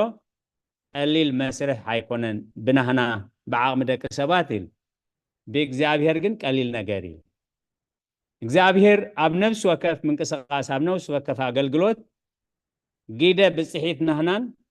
ናይ እግዚአብሔርን ኣሎ ስለዚ በቲ ናህና ብጽሒት ምስ ሃበና ትልዕልና ዝኾነ بمريحنت منفس قدوسنا نفلتم ማለት ናብነት ነነብይ ናታን እንዳ እሴይ ከድካ ኣብ ቤተልሔም ከድካ ካብ ደቂ እሴይ ቅብኣለይ ኢሉ እግዚአብሔር በቀጥታ ነዳዊት ቅብኣዮ ክብለ ይኽእል እግዚአብሔር ግን ኮማ ኣይኮነን እቲ ክፈልየሉ ዝኽእል ስራሕ ኣምላኽ ቅብእሎ ማለት እዩ ኣብ ቀርኒ ዝቕመጥ ቅብእሎ ነቢ ይኹን ካህን ይኹን ንጉስ ይኹን ክቕባእ ተኾይኑ ከይዱ ኣብኡ ኮፍ የብሎ እንድሕር ፈሊሑት እግዚአብሔር ዝቆ ስለዚ እታ ናይቲ ናይ ኣምላኽ ሰብ ንቤተልሔም ከይድካ ኣብ እንዳ እሴይ ምእታው ካብ እንዳ እሴይ ምቕባያ ማለት ስለዚ በብሓደ ኣብ ርእሶም ይቐምጥ በብሓደ ኣብ ርእሶም ይቐምጥ እቲ ኤልያብ ዝተባህለ መልክዐኛ ምስ መፀ ግን ኣብኡ ምስ ቀመጣ ክትፈላሕ ኣይከኣለትን እቲ ናይ ኣምላኽ ሰብ ግን ካብዚ ሰብ ንላዕሊ መን ከንግስ ይኽእል እዩ ኢሉ ክሓስብ ከሎ ናብ መልክዕ ኤልያብ ኣይትረአ እግዚአብሔር ልቢ ዝርኢ ሰብ ግን ገጽ ዝርኢ ኢሉ ሽዑ እንታይ ዝብል ናብ እሴይ ተመሊሹ በጀካ እዚኦም ካልኦት ቆልዑ ኣለዉ ካድዮም ምስ በሎ ሓደ ዕሻሽ ምስ ኣባጊዕ ኣሎ ኢሉ ኣቦ እሴይ እውን ናብ ከም ዝመጽእ ኢሉ ይሓሰቦን ስለዚ ናታን ኣይሓሰቦን እሴይ እውን ኣይሓሰቦን መሪሕነት መንፈስ ቅዱስ ግን ነቲ ናይ ኣምላኽ ሰብ ካብቶም 7 ደቂ ዳዊት ናብ ዳዊት ኣቕኒዑ ብመሪሕነት መንፈስ ቅዱስ ታቐበ ምስ ቀመጠ ከዓ እቲ እግዚአብሔር ዝመረጾ ዳዊት ምዃኑ ፈሊጡ ኢሉ ኣብ ዘበን ሐዋርያት ኣብ ግብረ ሐዋርያት ምዕራፍ 3 ምዕራፍ ምዕራፍ 1 መተካእታ ሐዋርያት ክመርጹ ምስ ደለዩ ኣቦታትና ሐዋርያት ናታቶም መምዘኒ ገይሮም እቲ መምዘኒ ዝገበርዎ ከዓ ካብ ጥምቀት ዮሐንስ ጀሚሩ ጎይታ አገልግሎት ከይጀመረ ከሎ ካብ ጥምቀት ዮሐንስ ጀሚሮም 6 ወርሒ ምስ ዮሐንስ አገልግሎት ዝነበሩ ጎይታ ምስ ተቆ 3 ዓመትን 3 ወርሕን ምስ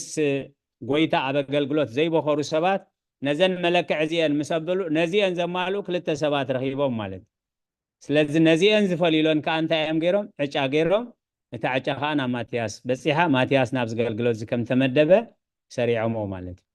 ስለዚ ቤተክርስቲያን እውን ነዚ ተለልየሉ ሰብ ጸግኡ አቤናይ ኣብዛ ቤተክርስቲያን እዚኣ ዘሎ ወዲ ቤተክርስቲያን እንታይ ይጸግኡ አቤናይ ከድምዕ ዝኽእል إلى بيت خريستيان التمدبو دا أمبر أنا كمزلني أنا بخمس خدمي عيلو بناتو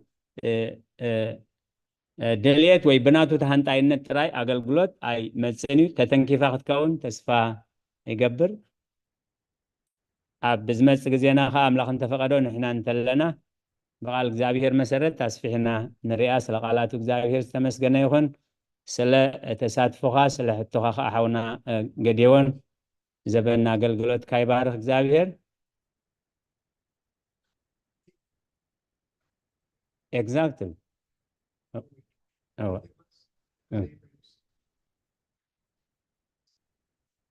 هراي من البات حاونا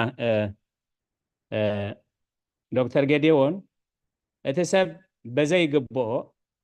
قبو ولا عقمها اليون بتخريستيان دو كتبلو تخيل دو صناح كتبلو تخيل دو نزبل بتخكل معناته ابزبنا حواريات اتي ديفيتروس زبحال انا حلقه اندابلنتهم زملكتهم اገልገል ተخሰጎም كله ዮሐንስ ይሕፍሎ ማለት እታ አውሮኦም ክኸውን ዝደሊሉ ማለት ምክንያቱ ኣብ አገልግሎት ቤተክርስቲያን ሓለቃ ናይ ምዃን ሓላፊ ናይ ምዃን ዝና ናይ ምርካብ ጠቅሚ ናይ ምርካብ ስልጣን ናይ ምርካብ ደመዝ ናይ ምርካብ በሙሉኡ ንስጋ ዝግበር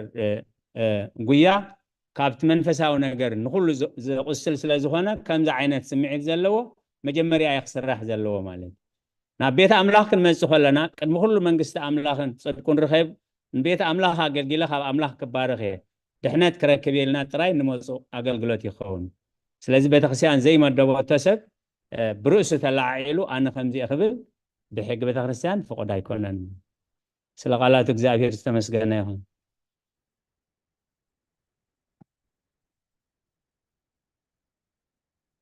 هراي أدينا ممهر سارة يتكن حفا بالكنا لغنا حجرة خون موافقنا أدينا ممهر سارة هو أنا انتهي قبل دليل النقص هراي أبونا أبي ملاك السلام قال معدان هيبكم بصولة كتعاسولنا نبقى أودو مهرات بخبري عدم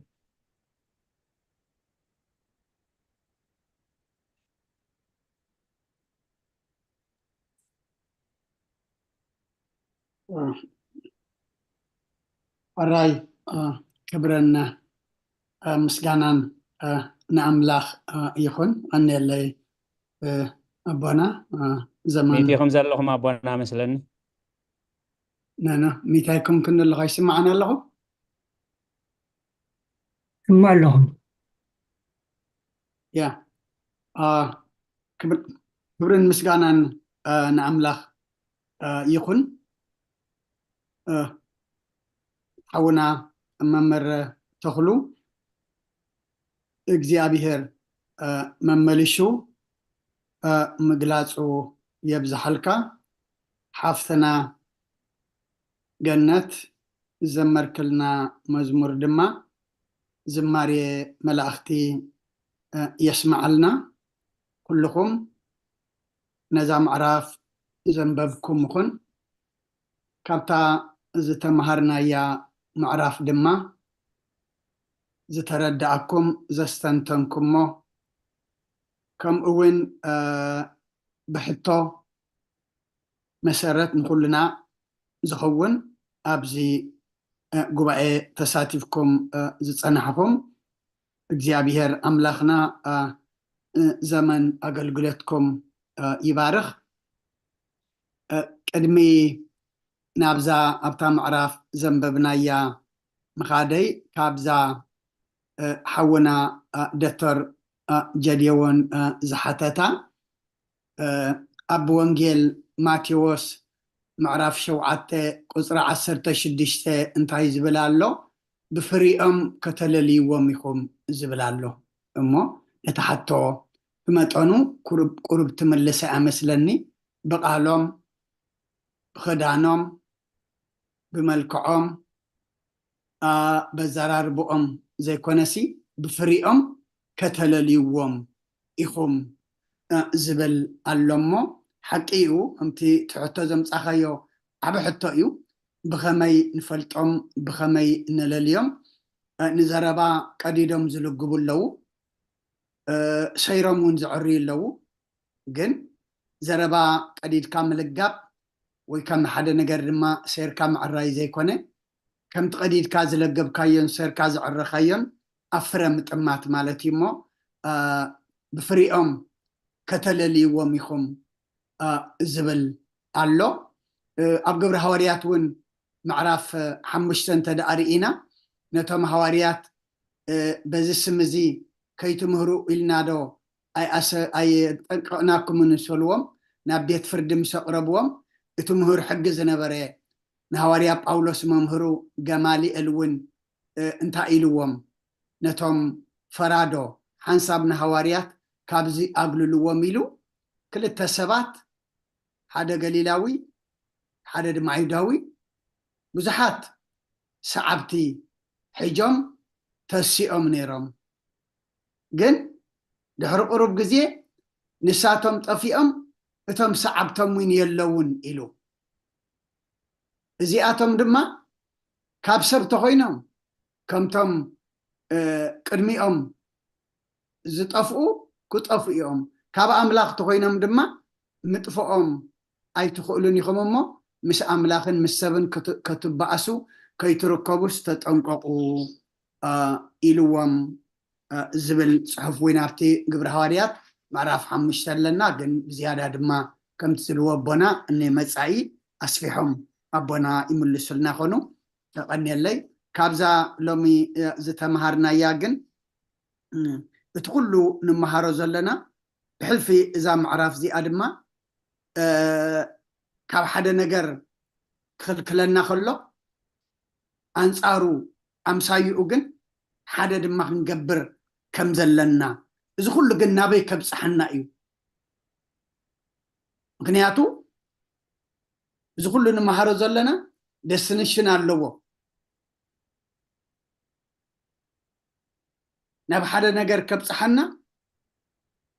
ናብ ሓደ ነገር ድማ ክዕብየና እዩ ኣብታ ቁጥሪ 15 ብፍቅሪ ንሓቅ እናሰዓብና ናብቲ ርእሲ ዝኾነ ክርስቶስ ንዕበ ባር እዚ ንመሃሮ ዘለና ክንዓቢ ኢና ንመሃሮ ዘለና ናብ መን ኢና ክንዓቢ ናብቲ ርእሲ ኩሉ ዝኾነ ክርስቶስ ክንዓቢ እዚ ኩሉ እንመሃሮ ዘለና ናብቲ ርእሲ ኩሉ ዝኾነ ክርስቶስ ከብፅሐና ወይ ድማ ከዕብየና ወይ መገዱ ከትሕዘና እንተዘኣ ዘይክኢሉ ዋላ ሓንቲ ዋጋ የብሉን ምክንያቱ እቶም ኩሎም ዝሓለፉ ነቢያት ሃዋርያት ሰማዕታት ኩሎም ወይ ድማ ዞም ካብ ጥቕሲ 11 ክሳብ 13 ተጠቂሶም ዘለዉ ወንጌላውያን ጓሶት ሃዋርያት ነቢያት መምህራን ተባሂሎም ዘለዉ ናበይ እዮም ዘጠሙትና ናበይ ክዕብዩና እዮም ዝጓስዩና ናበይ ክንዓቢ እዮም ዝምህሩና ናበይ ክንበፂሖም ከዘገልግሉና እንተዳኢልና ኩሎም ናብ ምንታይ ዘጠሙት እዮም ናብ ክርስቶስ ዘጠሙት እዮም ናብ ክርስቶስ ዘይዓቢ ናብ ክርስቶስ ዘየጠምት እንተደኣ ኮይኑ ናይ ክርስቶስ ኣይኮነን እሞ እዚ ኩሉ እንመሃሮ ዘለና ብፍቅሪ ንሓቂ እናሰዓብና ፍቅሪ ክህልወና ፍቅሪ መን እዩ ኣምላኽ እዩ ንሓቂ እናሰዓብና ሓቂ መን እዩ ክርስቶስ እዩ እሞ ብፍቅሪ ንሓቂ እናሰዓብና ናብቲ ርእሲ ዝኾነ ክርስቶስ ንዕበ ናብ ክርስቶስ ምዕባይ ማለት እንታይ እዩ እንተደኣ ክንብል ኮይና ድማ እቲ ክንገብሮ ዝግባአና እቲ ክንፍፅሞ ዝግባአና ሕጂ እቲ ኩሉ ግዜ ኣብ ዝኾነ ቦታ أبزخون ساعات نام نسحا ناب قربان نعو النبلو اتزعبي عبيتنا ناب كرسوس زبصحنا وزي مالتي أما كلنا ناب ترأس كل زخونة كرسوس بمنفس كن عبي እግዚአብሔር ንኩልና ይሐግዘና እዚ ኩሉ እንመሃሮ ዘለና ድማ ናብ ትርእስ ኩሉ ዝኾነ ክርስቶስ ብፍቅሪ ንሐቅና ሰዓብና ከጠምተና ድማ እግዚአብሔር ንኩልና ይሐግዘና ስለኩሉ እግዚአብሔር አምላኽና ምስጋና ይብጽሐዮ ኩልኩም ድማ ዘመን አገልግሎትኩም ይባርኽ አውና መምር ድማ ናይ በሐቂ ግዜ ወሲድካ አካዊንካ መጽሐፍቲ ገንጽልካ ብሰፊሑ ትምህረና ትገልጻልና ዘለኻ ድማ እግዚአብሔር ዘመን አገልግሎትካ ይባርኽ መመልሽ ድማ ምግላጽ የብጽሐልካ ኣብትኾዶ ኩሉ ድማ እግዚአብሔር ይረኸበልካ ይቅረታ ቁርብ ግዜ ወሲድና ኣለና መስለን እሞ መደብና ብጸሎት ክንዓጹ ኩልና ንጸሎት ሓንሳብ ኣፍ ንበል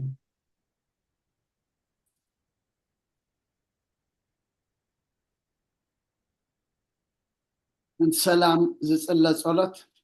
كم بحدش كلن زحز እግዚአብሔር አብ ጎይታናን መድኃናን ኢየሱስ ክርስቶስ ምእንቲ ሰላም ዝሓንትን ልዕሉ ኩሉ ዝኾነት ቅዱስ ቤተ ክርስቲያን ልምናለና ኣብ ልዕሊ ህዝብን ምእመናንን ብዙሕ ሰላም ክህብ ንኩሉ ሰላም ስልጣን ዘለዎ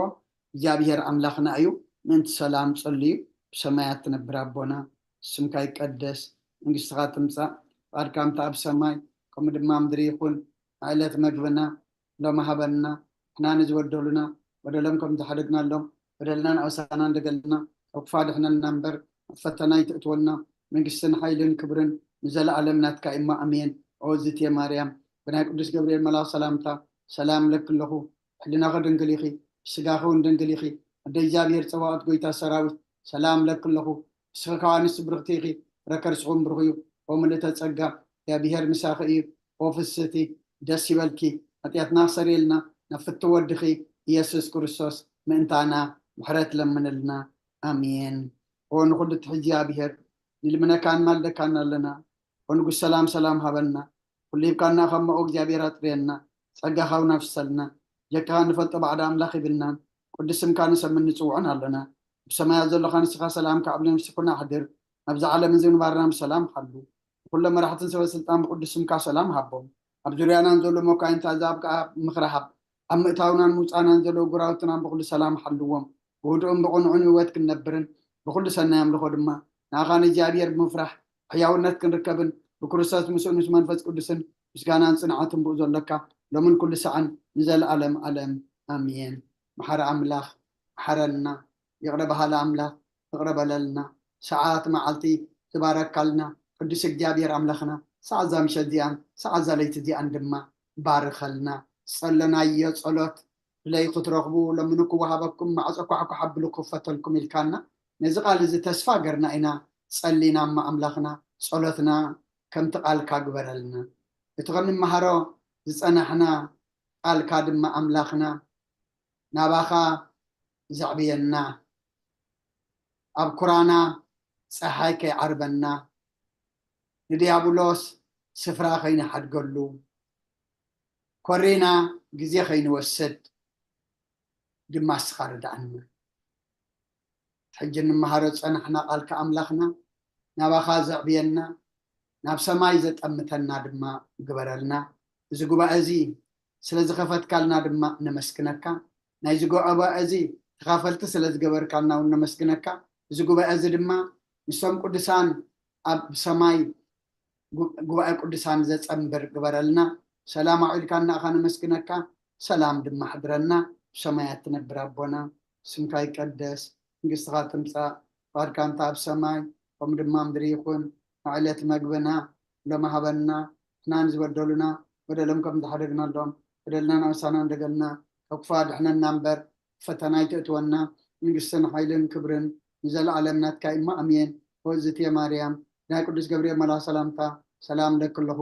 لنا خدن قليخي سقاخون دنقليخي أدي جابير صواب قويتا سراوي سلام لك له سخكا عن السبرغتيخي ركر سخون برغيو ومدتا تسقا يا بيهر مساخيو وفي السيتي داسي والكي حتى اتناصر يلنا نفت ودخي يسوس كريستوس منتانا محرت لمن لنا آمين يفتح ويشري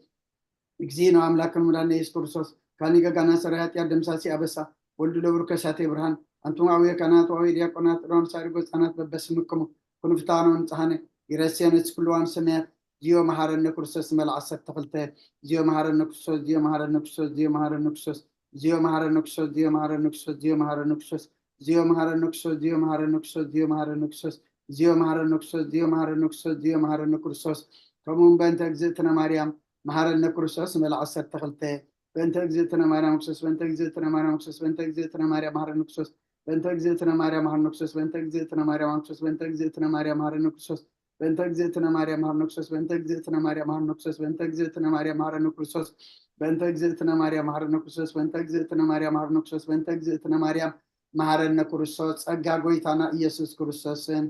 ፍቅሪ እግዚአብሔር አቦን ሕብረት መንፈስ ቅዱስን ኣብ ልዕለይን ኣብ ልዕሊ ኩልኹምን ኣብ ልዕሊ ኣብዚ ዘለናዮ ቦታን ዕፅፍን ድርብን ኮይኑ ይውረድ ክብርን ምስጋናን ንኣምላኽ ይኹን ኩልኹም ዘመን አገልግሎትኩም ይባርክ ብሩኽ ለይቲ ይግበረልና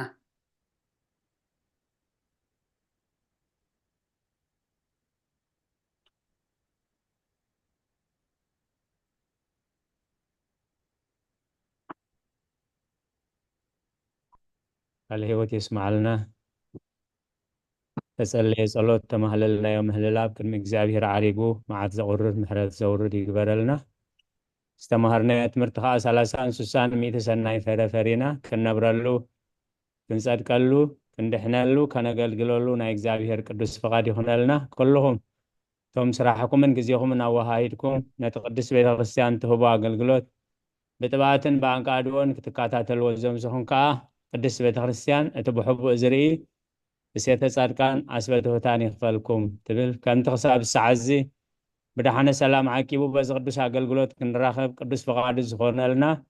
ንዝመጽእ ጉባኤና ኸ ብድሓነ ሰላም ዓቂቡ ብኸምዚ ክንጋባእ ናይ እግዚአብሔር ቅዱስ ፈቃድ ይኹነልና ነቶም ለይትኹም ዝኾነ ሰላም ለይቲ ነቶም መዓልትኹም ዝኾነ ኸ ሰላም መዓልቲ ብሰላም ይራኸበልና አሜን ብሩኽ ምሸት ተባረክ